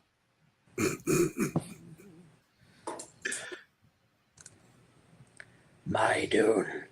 What the fuck is that? Oh. Myrakis. Oh, man. I need to rewatch part 2. I need it on strict. Listen, if you don't watch his movies, I can't pronounce his name. Dennis Villeneuve? Villeneuve. If you don't watch those in at least 1080p, you're a piece of shit. Did get this. See, that just reminds me of I'm going to start singing Pinnacle in the Pit now. No, that's Square Hammer. It's actually pretty cool. He comes with a comic, which was pretty cool. Figure doesn't come with a lot, actually. Basically, he's like a repurposed Krieg. But something I thought was very cool about him was... Ooh. So, like, he has really good detail on him. He has the pleather pants, which is unfortunate. But something that's very cool about him, and if you read the comic, you'll see it. Is he like King of the Kriegs? No, he's a villain. Kriegs are generally... They're kind of a good... That word feels racist to me. I don't know why. That word is making me feel super, super uncomfortable. But in the comic, you see him like basically get dissolved and everything like that. And then in the back is the parasite that is controlling him as in his current body. So like this is the reason he has this new helmet is it's outfitted to like help create an atmosphere for that parasite that's inside of the head and everything like that. So it's a pretty cool story that they have with this guy. Overall, the figure is pretty cool. I wish he came with a gun, but he's not. He's more of like a Doctor Strange type enemy because he comes with all these different effects that fall. But yeah, he's pretty pleased with him overall. I think that they maybe went a little too hard with the price, but overall, pretty cool. And then he does light up, has a cape that I didn't take out of the packaging. Yeah. Glow in the dark, or does he light up actually? He lights up. Oh, cool. So like his chest piece will light up, and I think his hand maybe lights up. It might just be the chest, it might be the back also. I don't know. I usually don't put the batteries in things because they get kind of gross and like risky if you leave them in. That's why I use my proton pack every day. I'm serious. I let it run at least one cycle. I also just recently acquired through Ami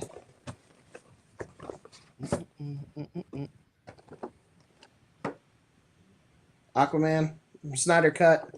Yeah. Because the original Mayfax one I had was terrible, and then I got Night Crusader, Bazat Mazan. That reminds me. Is Ben Affleck in The Flash? Yes. Yeah. Well, now I gotta watch it. I didn't know that. I didn't watch it. Well, I saw him in like a blue-gray suit. Is that real? I think. Tell me it's real. Right now, I'm intrigued. They do. No, I don't think he's in a blue-gray. Why not? Batman's blue and gray sometimes. No, you're right. But in that movie, I can't recall if he's in blue and gray. I don't think he's in blue and gray. Oh. If he is, then I'm forgetting. I do know that the guy who directed that directed It Chapters 1 and 2, like the newer versions. I hate him. What? No wonder I hate him. I did not like the second chapter 2. I don't honestly. The more I think about the newer It movie, either of them, I think they're bad. Well, yes, I was trying to be nice, but yes. Yeah, I don't. Kinda, Pete. That's not black. Oh, I guess. Yeah, I don't know. I guess they were going for the comic. He looks really weird there, though. Yeah, because he's smiling. No, but he looks like what the fuck's his name? He looks like the Max. No, he looks like Ash from Evil Dead. He looks like Bruce Campbell with like cuts on his face. Yeah, he does. Yeah, a little bit. Like it doesn't look like Ben Affleck. But like, I really want to watch that and Black Adam. But now that universe is dead, I'm like, what the fuck is the point? Black Adam was a lot of fun. I had low expectations I heard for it was. Yeah, I enjoyed it. And then they bring in fucking Superman, and then James Gunn's is all like, James Guns. James, did I say that? You said James Guns, but I like James it. Guns.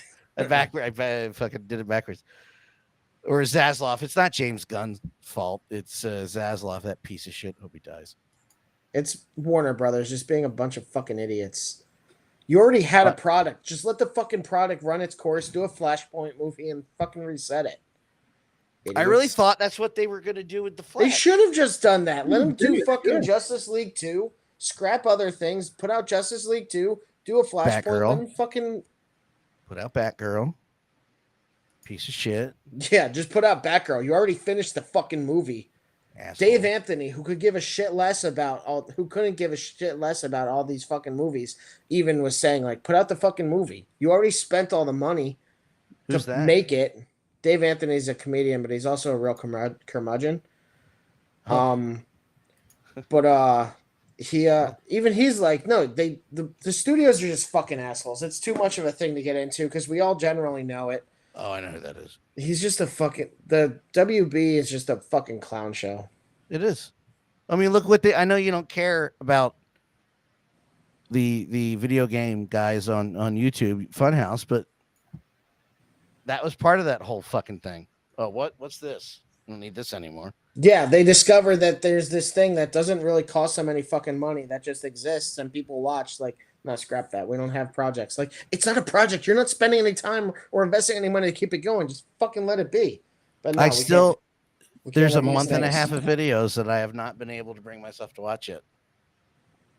Because I will be sad. Just dumb. Anyway, I think we're about good. Pete's looking at his phone because he's disinterested. Plus, it's his bedtime. He's a little old man. It's my bedtime. But thanks for coming in, everybody. Misty, I saw you in the chat. Thank you. I wasn't really engaging, but thanks for coming in. Appreciate it. Special thanks to Excelsior, Chad, for coming in tonight. Yeah. If you want to hear more of our thoughts, tune in Sundays at 8 p.m. live on YouTube. Head to shadowmoses112.com to add our accessories to your collection, or slide into our Instagram to see our current projects we're working on. We'll catch you on the next live. Catch you live.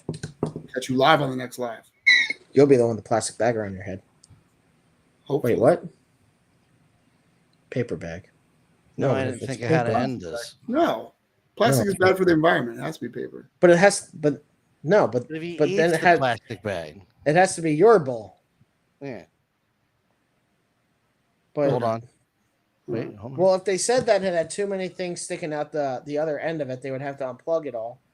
And then if they did that, it would cut off mid-circuit, and then nobody would know what was going on with the rest of the presentation. But with all the volume that it was already putting out, I think it was left for everybody to just kind of decipher